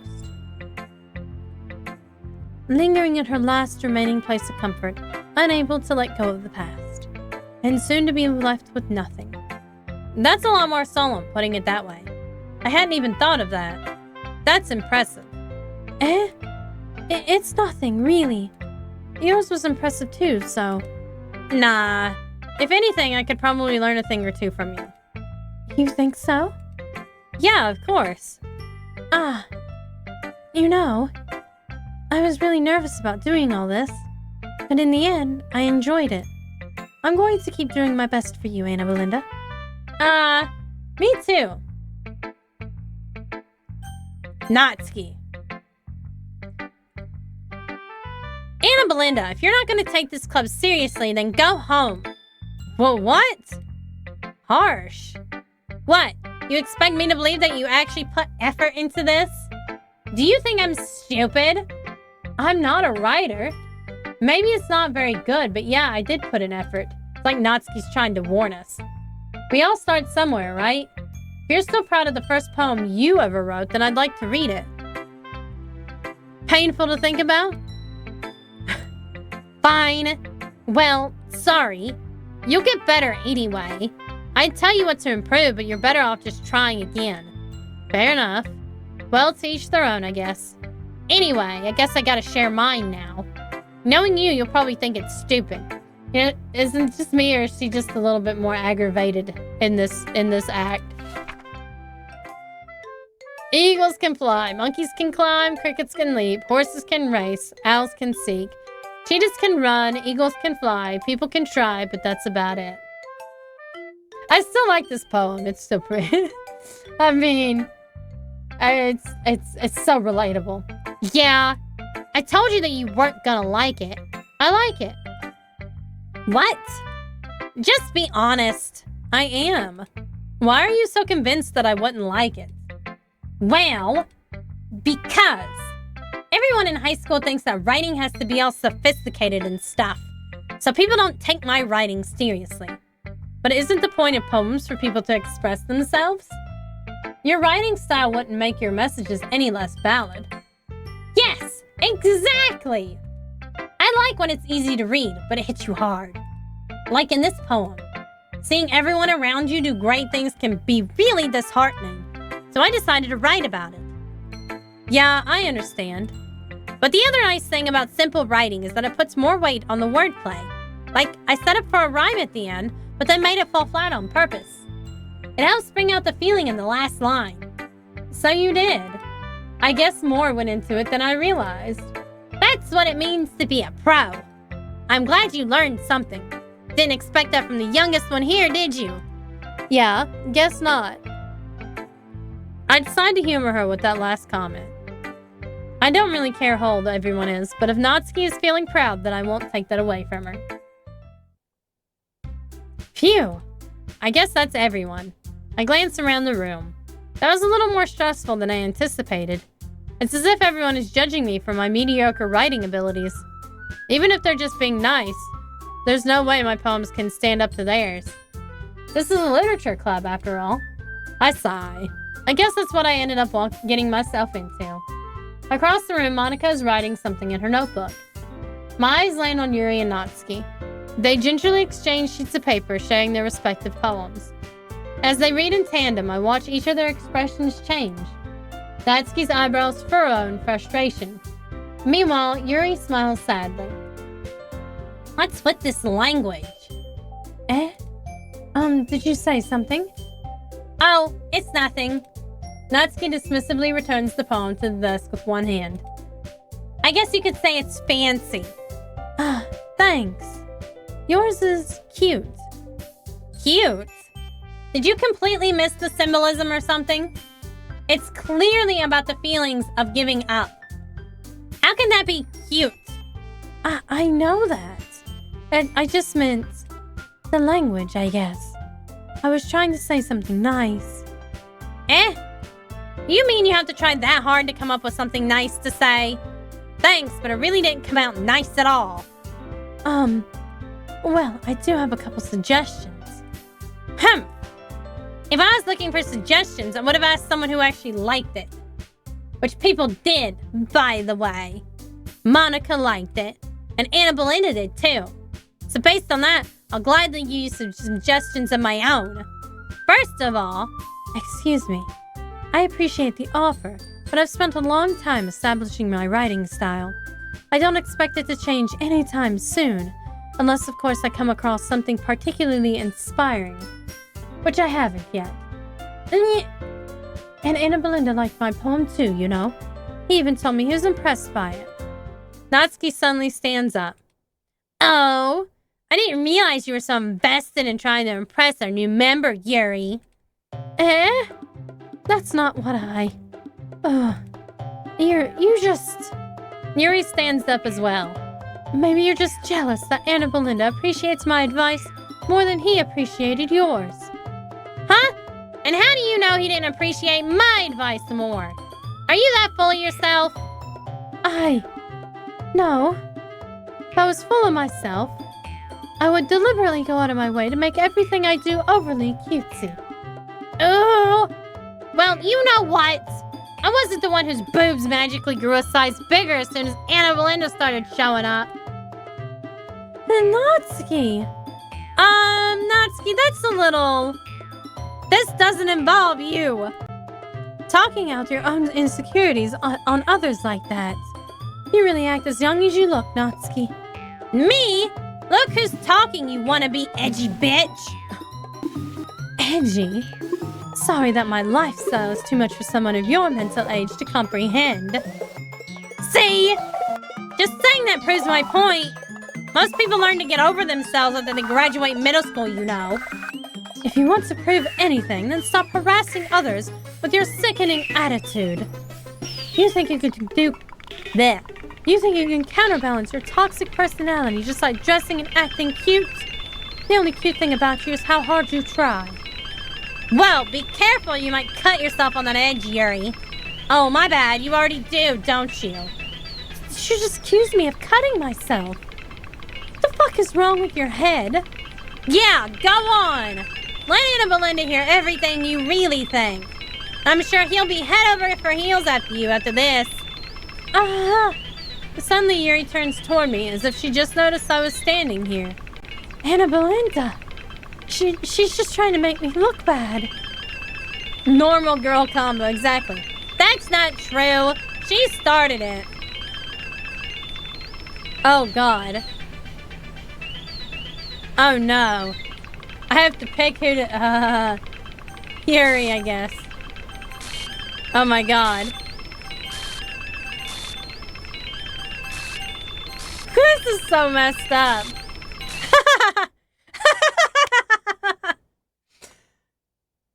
Fucking Monica. Holy shit. Like, she just appears out of nowhere. Oh God, she won't let me click anywhere. You fucked up. You didn't pick Monica. Exactly. I didn't pick Monica. Hey, Anna Belinda. Why don't we step outside for a little bit? Okay? Sorry about that. They really shouldn't have tried to get you involved. It's probably better for us to stay out of this. We'll go back inside once they're done yelling. Aha. That's some president I am, right? I can't even confront my own club members properly. I just wish I was able to be a little more assertive sometimes. But I never have it in me to put my foot down against others. You understand, right? Anyway, if this makes you want to spend less time with the others, then that's fine. She's perfectly okay with that, by the way. I'd be happy to spend time with you instead. Suddenly, Natsuki runs out of the classroom. Oh, shit. She quickly runs away. Oh, dear. Well, it looks like they're done. I didn't mean it. I didn't mean it. I didn't mean it. Yuri is rocking back and forth in her desk with her palms on her forehead. Yuri? I didn't mean it. I believe you. I have no idea what Yuri might have said to Natsuki. Or did. Anna Belinda, please don't hate me. Please. I'm not like this. There's something wrong with me today. It's fine, Yuri. We know you didn't mean it. Besides, I'm sure Natsuki will forget all about it by tomorrow. Completely. Yeah, I'm sure too. Anyway, the meeting is over, so you can go home now if you want. Yuri looks at me like she wants to say something, but she keeps glancing at Monica. You can go first, Monica. I'd like to stay a little bit longer. I'm the president, so I should be the last one out. I'll wait for you to be done. Well, I'm vice president, so please let me take that responsibility today. It kind of sounds like you don't want me around for something, Yuri. It's not that. It's not that. I didn't get much of a chance to discuss my book with Anna Belinda. It would just be embarrassing with you listening. I guess I don't really have a choice, do I? I'm sorry for causing trouble, but I really appreciate you. Oh, ha! Damn. Wow. Monica just cut her off, didn't they? Just, misfortune. We're gonna go completely depressed now.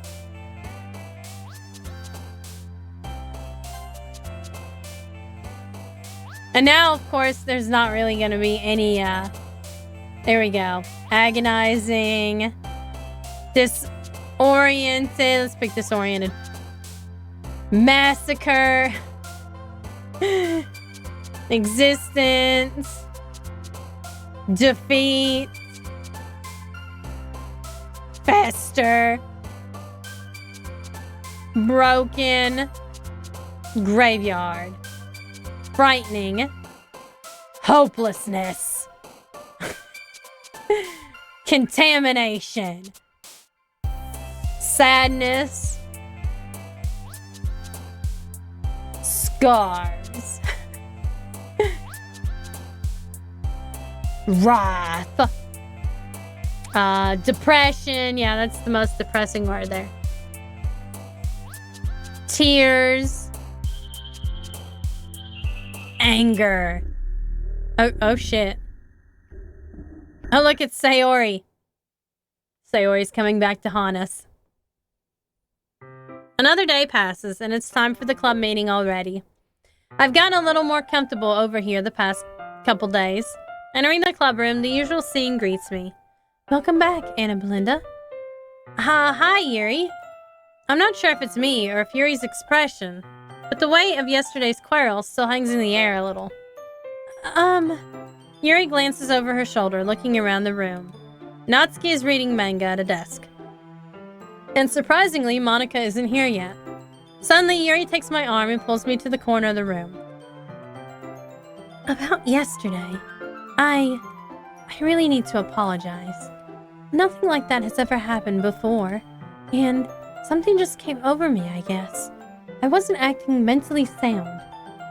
Please don't think we're usually like this. Not just me, but Natsuki as well. Yuri, I'm happy that you were considerate and apologized. You don't have to worry too much. Even though I've only been here a couple of days, I could tell something was off yesterday. Maybe we were just a little extra sensitive because it was our first time sharing poems. But whatever it was, it didn't make me think any less of you. I had already decided that there's no way you can be a bad person. And now that you're apologizing, I know you really didn't mean it. Anna Belinda, don't say those kinds of things so frankly. They make me a little too happy. I'm really glad that you're such an understanding person. And I'm really glad that you joined the club. Everything is a little brighter with you around and... sorry, what am I saying right now? Hey, have you guys seen Monica? No, I haven't. I was also kind of wondering where she was. Man! Yuri, I guess you haven't either. Yuri is clearly taken aback by how calmly Natsuki is addressing her. No, I haven't. Jeez, this isn't like her at all. I know it's stupid, but I can't help but worry a little bit. What? Why are you looking at me like that? Natsuki, about yesterday, I just wanted to apologize. I promise I didn't mean any of the things I said, and I'll do my best to stay under control from now on.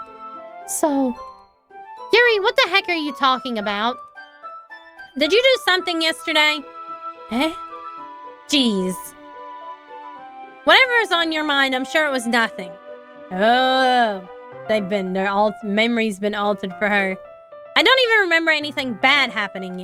You're the kind of person who worries too much about the little things, aren't you? But...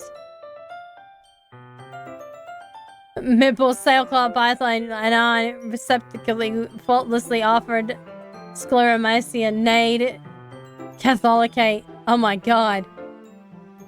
I'll accept your apology anyway if it helps you feel better about it. That's what I'm always saying. Besides, it's kind of nice to hear since I was always afraid you secretly hated me or something like that. No, not at all. I don't hate you. Well, you're kind of weird, but I don't hate you either. Natsuki turns to me. You're still on trial, though. Hey! Suddenly the door swings open. Sorry, I'm super sorry. There you are. I didn't mean to be late. I hope you guys weren't worried or anything. Nah. Well, Natsuki was. I was not!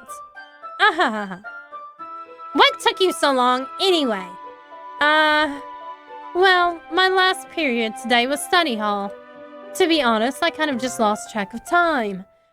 That makes no sense, though. You would have heard the bell ring, at least. I must not have heard it, since I was practicing piano. Piano? I wasn't aware you played music as well, Monica. Don't give me more credit than I deserve. I guess I've been practicing for a while, but I'm still not really good yet. Still, that must require a lot of dedication. So, I'm still impressed. Oh, well, thanks, Yuri. You should probably play something for us sometime. That's... Monica looks at me. Well, I am working on writing a song, but it's not quite done yet. Maybe once I get a little bit better, I will. That sounds cool. I'll look forward to it. Is that so? In that case, I won't let you down, Anna Belinda. Monica smiles sweetly. I didn't mean any pressure or anything like that. Don't worry. I was hoping that I could share it with you anyway. I guess that's why I've been practicing so much recently. I see. I'm not sure if Monica was referring to the whole club or just me. In that case, best of luck. Thanks. So, I didn't miss anything, did I? Not really. I chose not to bring up anything that the three of us talked about. Besides, Natsuki has already run off into the closet. Anna Belinda? Since your compliments put me in such a good mood, I was wondering if you would like to spend some time together today. I mean, in the club. Yeah, definitely. I planned it on it anyway.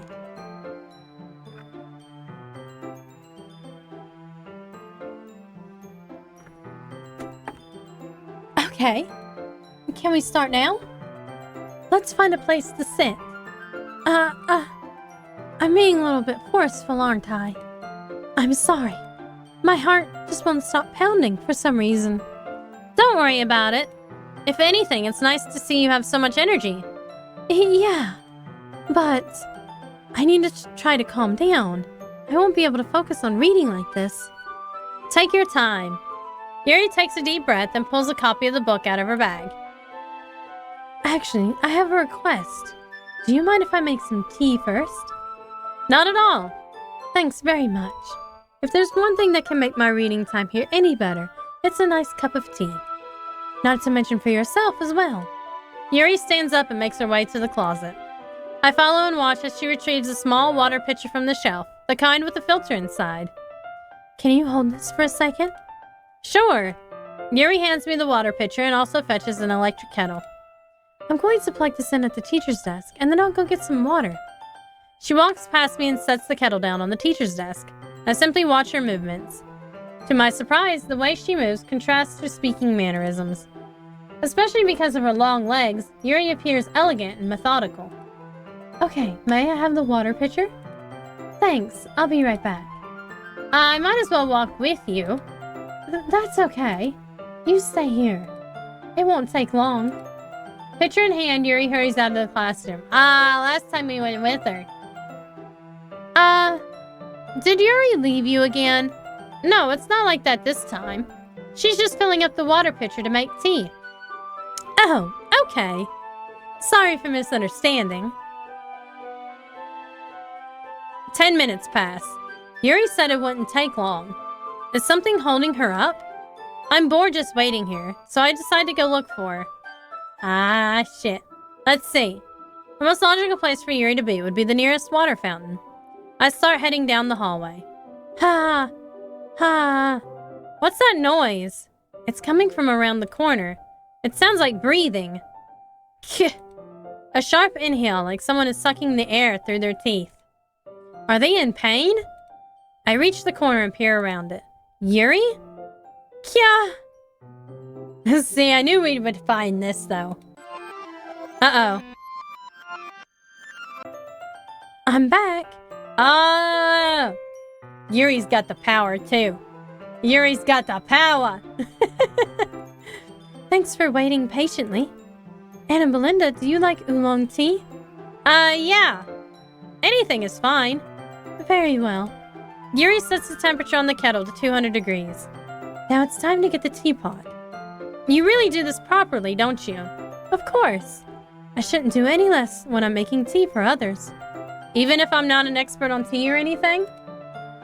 Ooh. In that case, you'll only be more impressed. Perhaps I will. Yuri fetches the teapot and begins measuring the tea leaves. To my surprise, she even starts humming a little to herself. You must be in a good mood now. Is that so? I was letting it show. And you noticed. I was doing a bit of thinking, and I decided that I would try expressing myself a little more. It turns out it's not very hard for me to do, when it's you who's around anyway. That's great, Yuri. Just don't push yourself too much. You're always worrying about me, Anna Belinda. It's very endearing. Yuri wasn't kidding. I don't even know if I can keep up with this. I watch Yuri pour a cup of tea for each of us. Anna Belinda, I have another request. Do you mind if we sit on the floor today? Why's that? It's a little easier on my back. I can read with my back against the wall rather than bending over my desk. Sorry, I didn't realize. No worries. I just have back pain fairly regularly, so I do my best to manage it. Is that so? I wonder why that is. It's most likely because your posture, right? Always hunched over like that while reading? Yes, I have terrible reading posture, so that's why we should sit on the floor. Fair enough. I'll go ahead and get the book. I retrieve the book from my bag. I have some chocolates as well. It's a bag of small chocolate candies. I take it since it'll go well with the tea. Yuri and I then sit against the wall, teacups at our sides. As if in sync, we assume the same reading position as last time, each holding one half of the book. Except this time, our bodies are even closer to each other. I can't see too well. Yuri slides closer until our shoulders are touching. How am I supposed to focus reading like this? Yuri was always kind of cute, but when she's being less apprehensive, it's almost more than I can handle. Your teacup. Yuri hands me my teacup. Holding it with my hand that's not holding the book, I end up in a position that makes it even harder for focus. Because now I need to worry about making sure I don't accidentally trust their chest. Blech. Meanwhile, Yuri hasn't noticed a single thing. She wears her intense reading expression, and I can only presume the world around her has faded away. I use all of my willpower to focus on reading. Nah, you shouldn't worry about that. After a few minutes, I finally manage to relax a little. I put the teacup between my legs and fumble with the chocolate wrapper. Sorry. I briefly let go of the book to finish opening the wrapper. You can have as much as you want. That's okay. I won't take any. Are you sure? Well, if I touch it, then I might get smudges on the pages. You're right. I didn't even think about that. My bad. I wonder if Natsuki and Yuri remember Saori. Probably not. No need to apologize. I'll hold the book, okay? Are you sure? Of course. Yuri opens the book with both hands. She holds it so I don't have any heart of her time reading from it. But as a result, her left arm is practically resting on top of my leg. Well, in that case, Yuri is already totally focused on reading again. I take a chocolate candy and pop it into my mouth. Then I take another chocolate and I hold it up to Yuri. She doesn't even look away from the book. She simply parts her lips as if this situation was completely natural. But that means I can't stop here. I apprehensively place the chocolate in her mouth. Just like that, Yuri closes her lips over it. Yuri's expression suddenly breaks. Did I just... Yuri looks at me like she needs to confirm what just happened. Anna Belinda. Sorry. I guess I shouldn't have done that. Yuri starts to breathe heavily. I can't. Anna Belinda. Suddenly, Yuri forcefully grabs my arm and jerks me to my feet. My teacup gets knocked over. Anna Belinda. My heart won't stop pounding, Anna Belinda. I can't calm down. I can't focus on anything anymore. Can you feel it, Anna Belinda? Oh, God. Yuri suddenly presses my hand against her chest. She put us in the closet to get frisky. I see how it is. Why is this happening to me? I feel like I'm losing my mind. I can't make it stop. It even makes me not want to read. I just want to look at you. Oh, Jesus Christ. Look at those eyeballs, man. This is so messed up.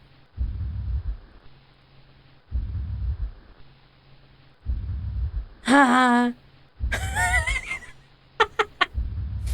Ha.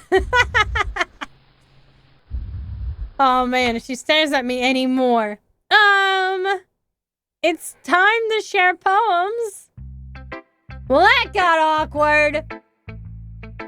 No. Who should I show my poem to first? Yuri. I didn't pick Monica first. Oops. I've been waiting for this. Yuri, you keep looking at me. You want her to look with those creepy eyes? Those creepy eyes. Like, oh my God, she's like... I can't... Hold on. She's just like...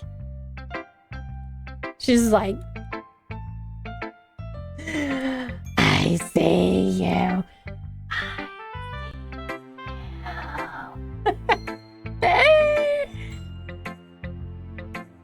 Hilarious, though. Damn right.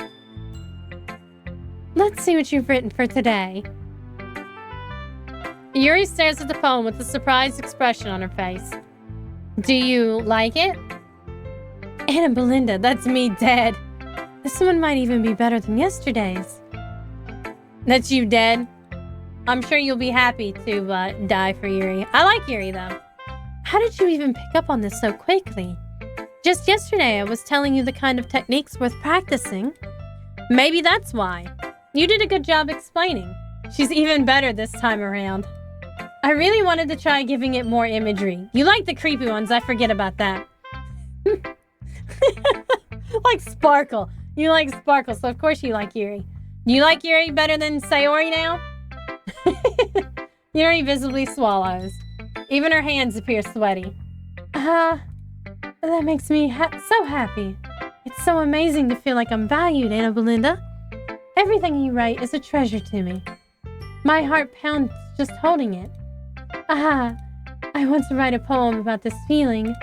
Is that bad, Anna Belinda? I'm not being weird, right? Yeah, I tried to play the yandere simulator and just devolved into a plain romance. I think I made the yandere girl uncomfortable.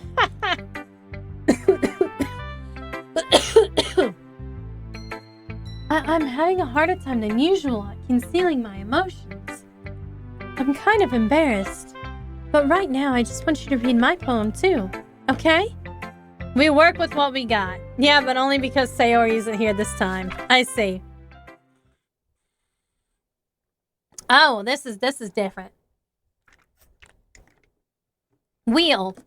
A rotating wheel, turning an axle, grinding, bolt head, linear gearbox, falling sky, 7 holy stakes, a dock ship, a portal to another world, a thin rope tied to a thick rope, a torn harness, parabolic gearbox, an expanding universe, time controlled by slipping cogwheels, existence of God, swimming with open water in all directions, drowning, a prayer written in blood, a prayer written in time-devouring snakes with human eyes, a thread connecting all living human eyes, a kaleidoscope of holy stakes, exponential gearbox, a sky of exploding stars. This is kind of weird.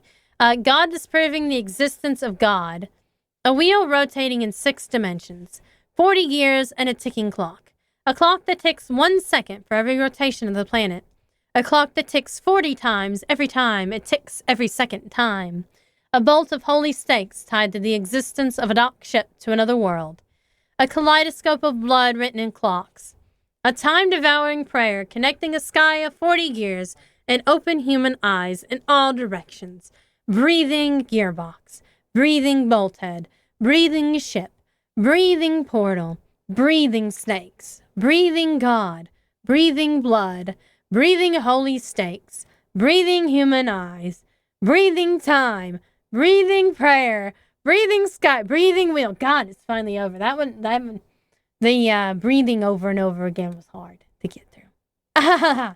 It doesn't really matter what it's about. My mind has been a little hyperactive lately, so I had to take it out on your pen. That is, a pen fell out of your backpack yesterday, so I took it home for safekeeping, and I just really like the way that it writes. So I wrote this poem with it, and now you're touching it. I'm okay. What did I just... God, she's getting weirder. Can we just pretend this conversation never happened? You can keep the poem, though. She wants me to keep the poem? Let's show it to Monica. Anna Belinda, I think you saw something earlier you weren't supposed to see. I didn't want to have to tell you this, but I don't think I have a choice. It's getting kind of dangerous for you to spend so much time with Yuri. I don't know why, but she seems pretty easily excitable when she's around you. Which shouldn't be a problem in itself. But when Yuri gets too excited, she finds a place to hide and starts cutting herself with a pocket knife. Jesus Christ. Shut the fuck up, Monica. Mind your own goddamn business. Well, I mean, maybe she's friends with Yuri and Natsuki, but not Sayori. I don't know. Isn't that kind of messed up? She even brings a different one to school every day, like she has a collection or something. I mean, it's definitely not because she's depressed or anything like that. I think she just gets some kind of high from it. It might even be like a sexual thing.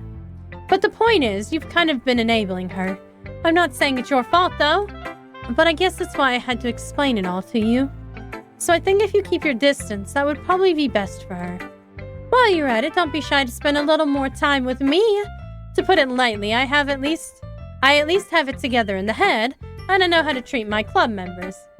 We know it is. That's the point. Shut it up, Monica. Oh, no, wait. Maybe she's not French. I think she said something similar about Sayori, right? But anyway, you want to read my poem now? I like the way this one turned out, so I hope you do too. Save me. The colors they want. Bright, beautiful colors. Flashing, expanding, piercing.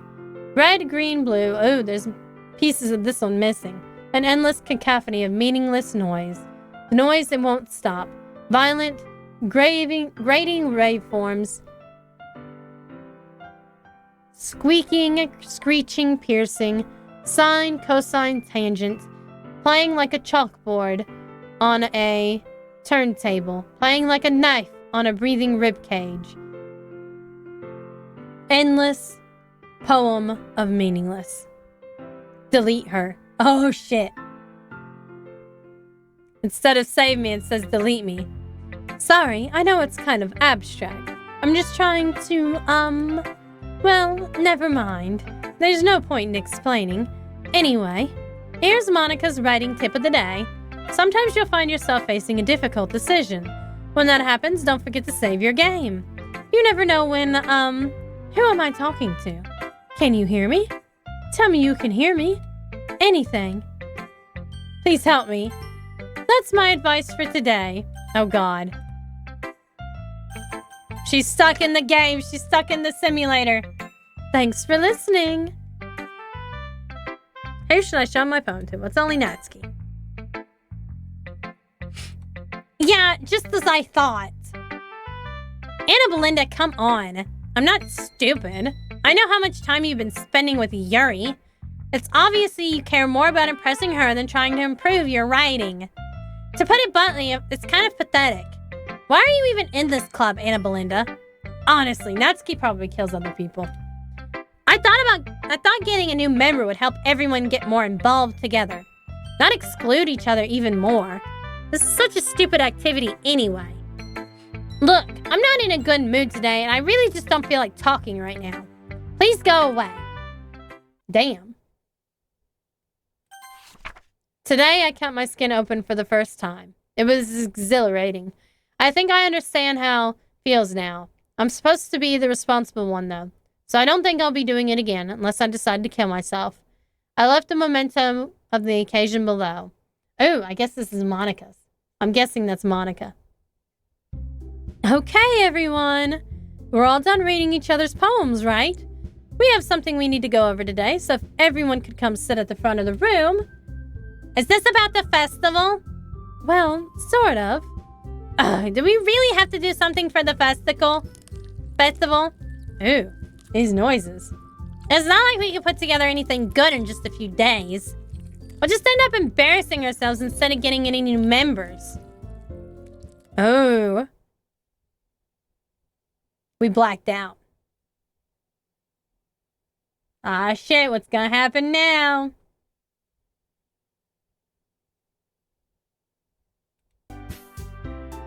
Oh, there we go. I had to click it. I don't really do well with last-minute preparations. Don't worry so much. We're going to keep it simple, okay?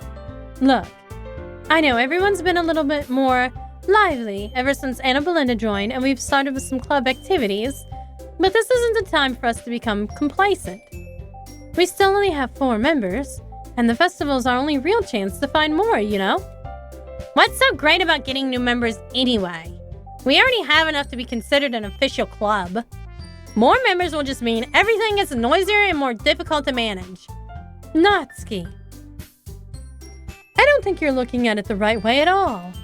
Don't you want to share your passion with as many people as you can? To inspire them to find the same feelings that brought you here in the first place? The literature club should be a place where people can express themselves like they can't do anywhere else. It should be a place so intimate that you never want to leave. God, that's a lot of hints. I know you feel that way too. I know we all do. So that's why we should work hard and put something together for the festival, even if it's something small. Right, Anna Belinda? Oh, come on. You can't take advantage of Anna Belinda to agree with you just because he doesn't know how to say no to anything. Look, Monica, do you really think any of us here joined the club with other people in mind? Yuri never even talked until Anna Belinda joined. As for me, I just like it better here than I do at home. And Anna Belinda isn't even passionate about literature in the first place. And that's everyone. Sorry, but you're really the only one who's so interested in finding new members. The rest of us are fine like this. I know you're president and all, but you really should consider our opinion for once. Monica is clearly taken aback by Natsuki's words. That's not true at all. I'm sure Yuri and Anna Belinda want to get more members too. Right? I don't know about Yuri, but I'm kind of indifferent. If I showed as much enthusiasm as Monica wanted, then I would probably be lying. Still, if it's up to me to rescue this situation, no. Natsuki's right, isn't she? This club is nothing more than a place for a few people to hang out. Why did I think that everyone here saw it the same way I did? But that doesn't mean that we're against getting new members or anything. Anna Belinda, why did you even join this club? What were you hoping to get out of it? Jeez, that's putting me on the spot. Well, that's not really something I can be honest about, is it? In fact, if I remember, you weren't even given a choice not to join. Monica sits down and stares at her desk. What's the point of all this, anyway? What if starting this club was a mistake? Now you've done it, Natsuki. What, me? I just spoke my mind. Is it a crime to be honest? It's not about being honest. It's about word choice. Besides, you have no right to speak for everyone else in the club like that. It can be a crime, yes. It can be, depending on what country you're from. You don't understand at all. I just want a place that feels nice to hang out with a few friends. Is there a problem with the club being that for me? There aren't many other places like that for me. And now Monica wants to take it away from me. She's not taking anything away. No, Anna Belinda, it's not the same. It won't be the same with the direction she wants to take it. If I wanted that, then I could have just joined any other stupid club. But this one, at least for a little bit of time, things were nice. Natsuki starts packing up her things. I'm going home. I feel like I don't belong here right now. Natsuki. Natsuki ignores Yuri and walks right out of the classroom. Well, maybe Natsuki's gonna die next. This is bad. I don't know what to do. Well, do you have an opinion on the festival? I don't know. I'm kind of indifferent, I guess. Who cares about an obnoxious brat? Damn. No, not Tsundere. I like how nice and quiet the club is right now. And I'm just happy with you here. But still, I'm the vice president. It's not right for me to ignore my responsibilities like that. Nobody would cry if she killed herself. God damn. I should do my best to consider everyone's perspective and make the decision that's right for the club. But what about you, Anna Belinda? What do you want to get out of this club? Yuri repeats the same question as Monica. I decide giving an indirect answer is better than nothing. I think the most important thing is for everyone to get along and for the club to provide something that you can't get anywhere else. I don't think it's about how many members, but rather the quality of each member. That's what will end up making the literature club a special place. I see. I really agree with you. Each member contributes their own qualities in special ways. Which each change in members, the identity of the club as a whole will change too. Oh God, she's bleeding from her eyeball. I don't think that's necessarily a bad thing. Stepping out of your comfort zone once in a while. It's like they sneak these little things in there while you're reading to see if you're really fucking paying attention. So, if you would like to help Monica with the festival, then I'm on your side as well. Alright. Well, maybe we can all talk to Natsuki tomorrow. Yuri nods. She's a vampire. She probably is. Oh, her eyeball stopped bleeding. Hey, Yuri. I know things were a little awkward yesterday, but I feel like you deserve to know that I still think you're a wonderful vice president. And also, a wonderful friend. Monica, I want to do everything I can to make this the best club ever. Okay? Me too. Yeah, let's all go home for today. We'll talk about the festival tomorrow. Okay, I look forward to it. Shall we go, Anna Belinda? please don't take this the wrong way, but I'm going to chat a little bit with Anna Belinda before we leave. Just to see what he thinks of his time here and all that. It's important to me, as president. Yuri looks a little troubled, but she doesn't protest. Okay. I trust your judgment, Monica. In that case, I'll see the two of you tomorrow. See you tomorrow! Monica waves as Yuri exits the classroom. Phew. Things have been a bit hectic lately, haven't they? Anna Belinda, I just want to make sure you're enjoying your time at this club. I would really hate to see you unhappy. I feel like I'm kind of responsible for that as president. And I really do care about you, you know? I don't like seeing the other girls give you a hard time, with how mean Natsuki is and everything, and Yuri being a little bit, you know. Sometimes it feels like you and I are the only real people here. You know what I mean? But it's weird, because in all the time you've been here, we've hardly gotten to spend any time together. I guess it's technically only been a couple of days. Sorry, I didn't mean to say something weird.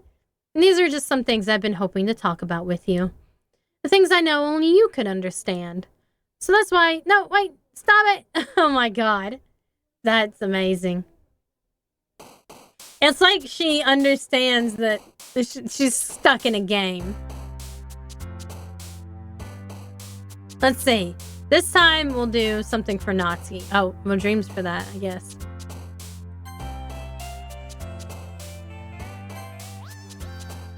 Doki doki. Oh shit, if you pick something Sayori likes, she jumps up from here. I'm trying to find one.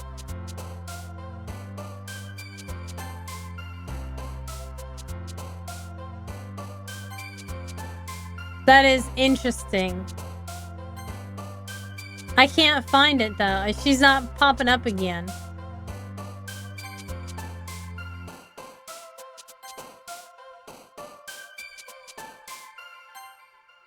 Oh my god, she only did it once.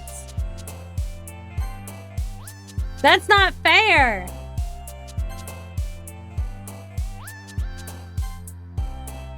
I was trying to get her to jump up again, but she's not doing it.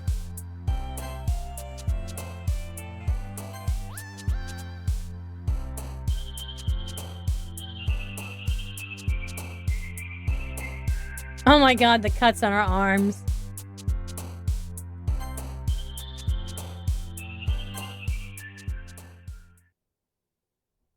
It may have been that one time, yeah.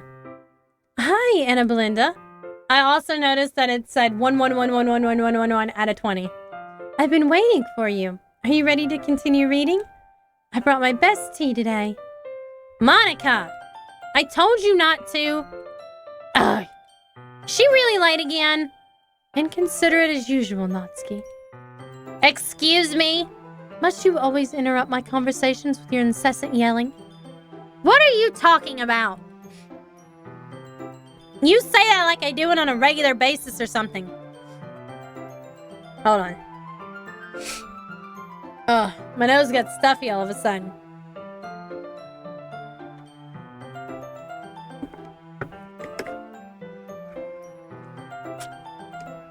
I just wasn't paying attention, okay? I'm sorry. Seriously, what's gotten into you lately? Me? Nothing. Is it really that bad? See, it is something. I'll get over it. It's not even anything noteworthy. I've just been feeling a little on edge lately.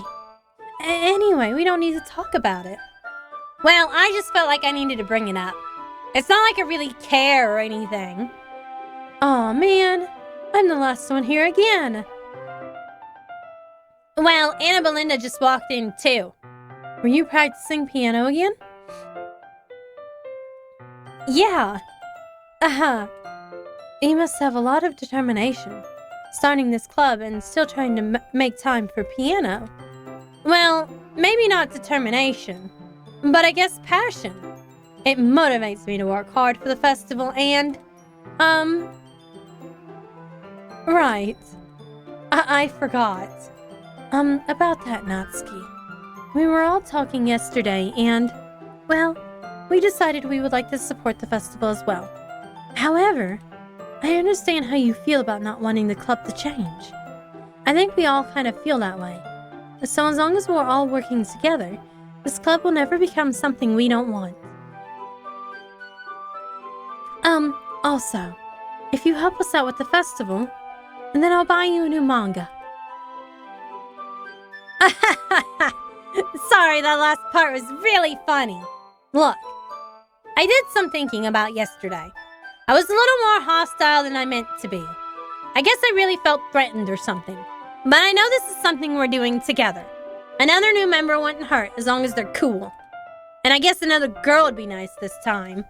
But more importantly, I would hate to see the event suck just because I chose to back out. I'm a pro, you know. So I'm gonna help too, and we're gonna make sure it's done right. Thank goodness. Isn't that great, Monica? Monica? Yeah, that's wonderful. It wouldn't be the same without you, Natsuki. Anyway, Anna Belinda, what do you want to do today? I was thinking we could. We already have plans today. Is that so, Yuri? That's correct. Anna Belinda's already engaged in a novel that we were reading together. Aren't you glad I've already gotten him into literature, Monica? I suppose. I was just... Actually, it doesn't matter. It really doesn't. You guys could do whatever you want. Yes! Thank you for understanding, Monica. Actually, I have a request. Do you mind if I make some tea first? Not at all. Thanks very much. If there's one thing that can make my reading time here any better, it's a nice cup of tea. Not to mention for yourself as well. Yuri stands up and makes her way to the closet. I follow and watch as she retrieves a small water pitcher from the shelf, the kind with the filter inside. Can you hold this for a second? Sure. Yuri hands me the water pitcher, this is deja vu, and also fetches an electric kettle. I'm going to plug this in at the teacher's desk, and then I'll go get some water. She walks past me and sets the kettle down on the teacher's desk. I simply watch her movements. To my surprise, the way she moves really contrasts her speaking mannerisms. Especially because of her long legs, Yuri appears elegant and methodical. Okay, may I have the water pitcher, please? Thanks, I'll be right back. I might as well walk with you. That's okay. You stay here. It won't take long. Pitcher in hand, Yuri hurries out of the classroom. Did Yuri leave you again? No, it's not like that this time. She's just filling up the water pitcher to make tea. Oh, okay. Sorry for misunderstanding. Deja vu. 10 minutes pass. Yuri said it wouldn't take that long. Is something holding her up? I'm bored just waiting here, so I decided to go look for her. We're doing it again. Let's see. The most logical place for Yuri would be the nearest water fountain. I start heading down the hallway. Oh, we could skip this part, but I don't really want to. Ha, ha, ha, ha. What's that noise? It's coming from around the corner. It sounds like breathing. A sharp inhale, like someone is sucking the air through their teeth. Are they in pain? I reach the corner and peer around it. Yuri? Kya!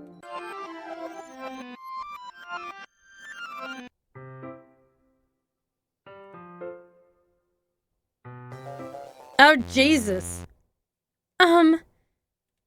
Wait. How did I...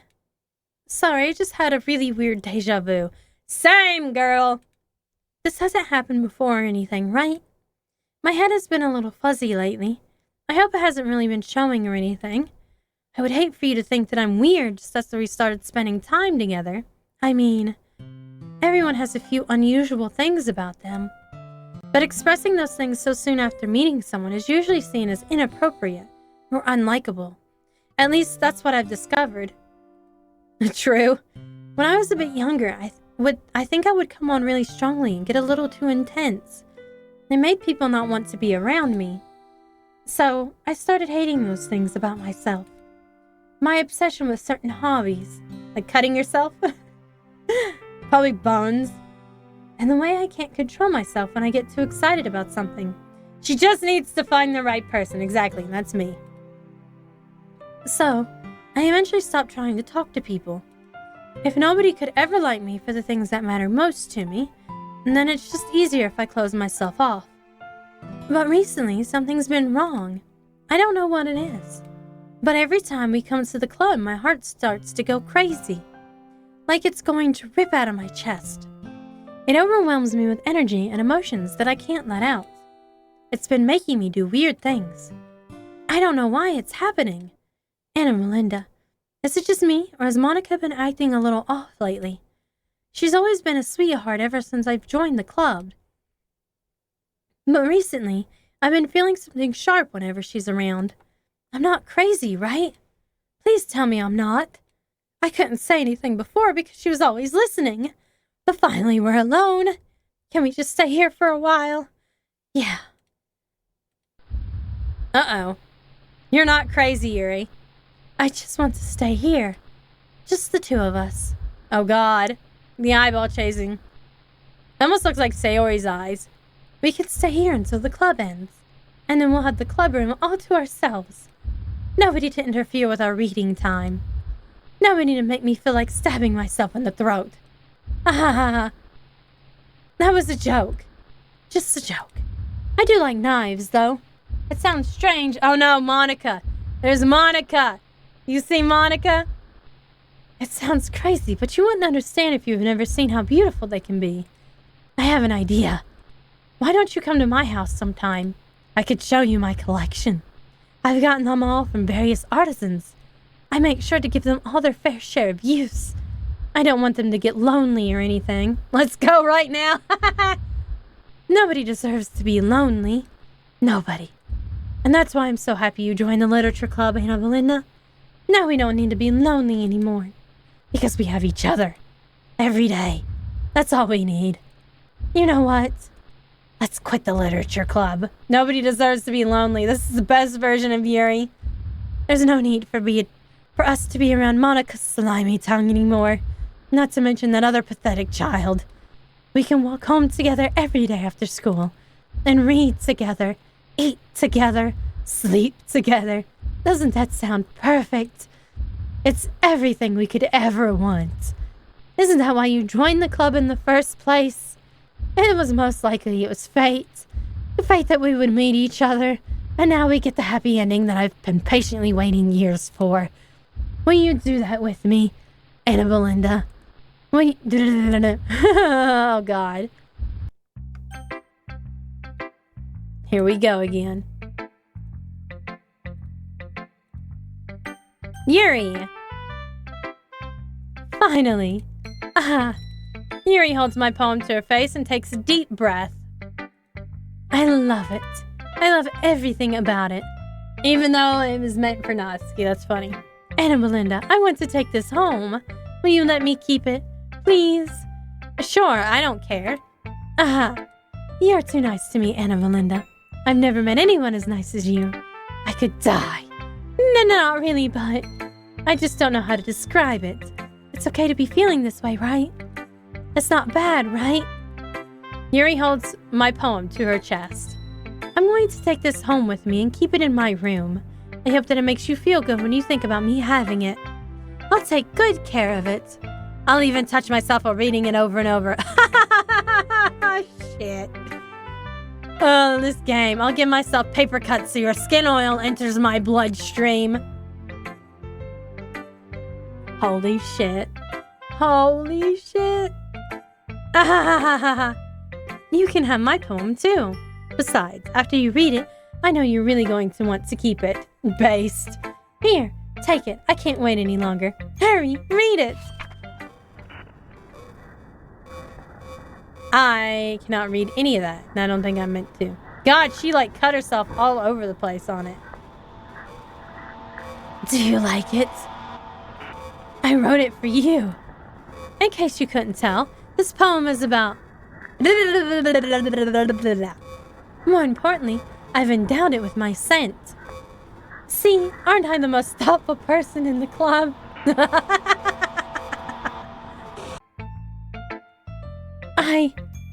I think I'm going to vomit.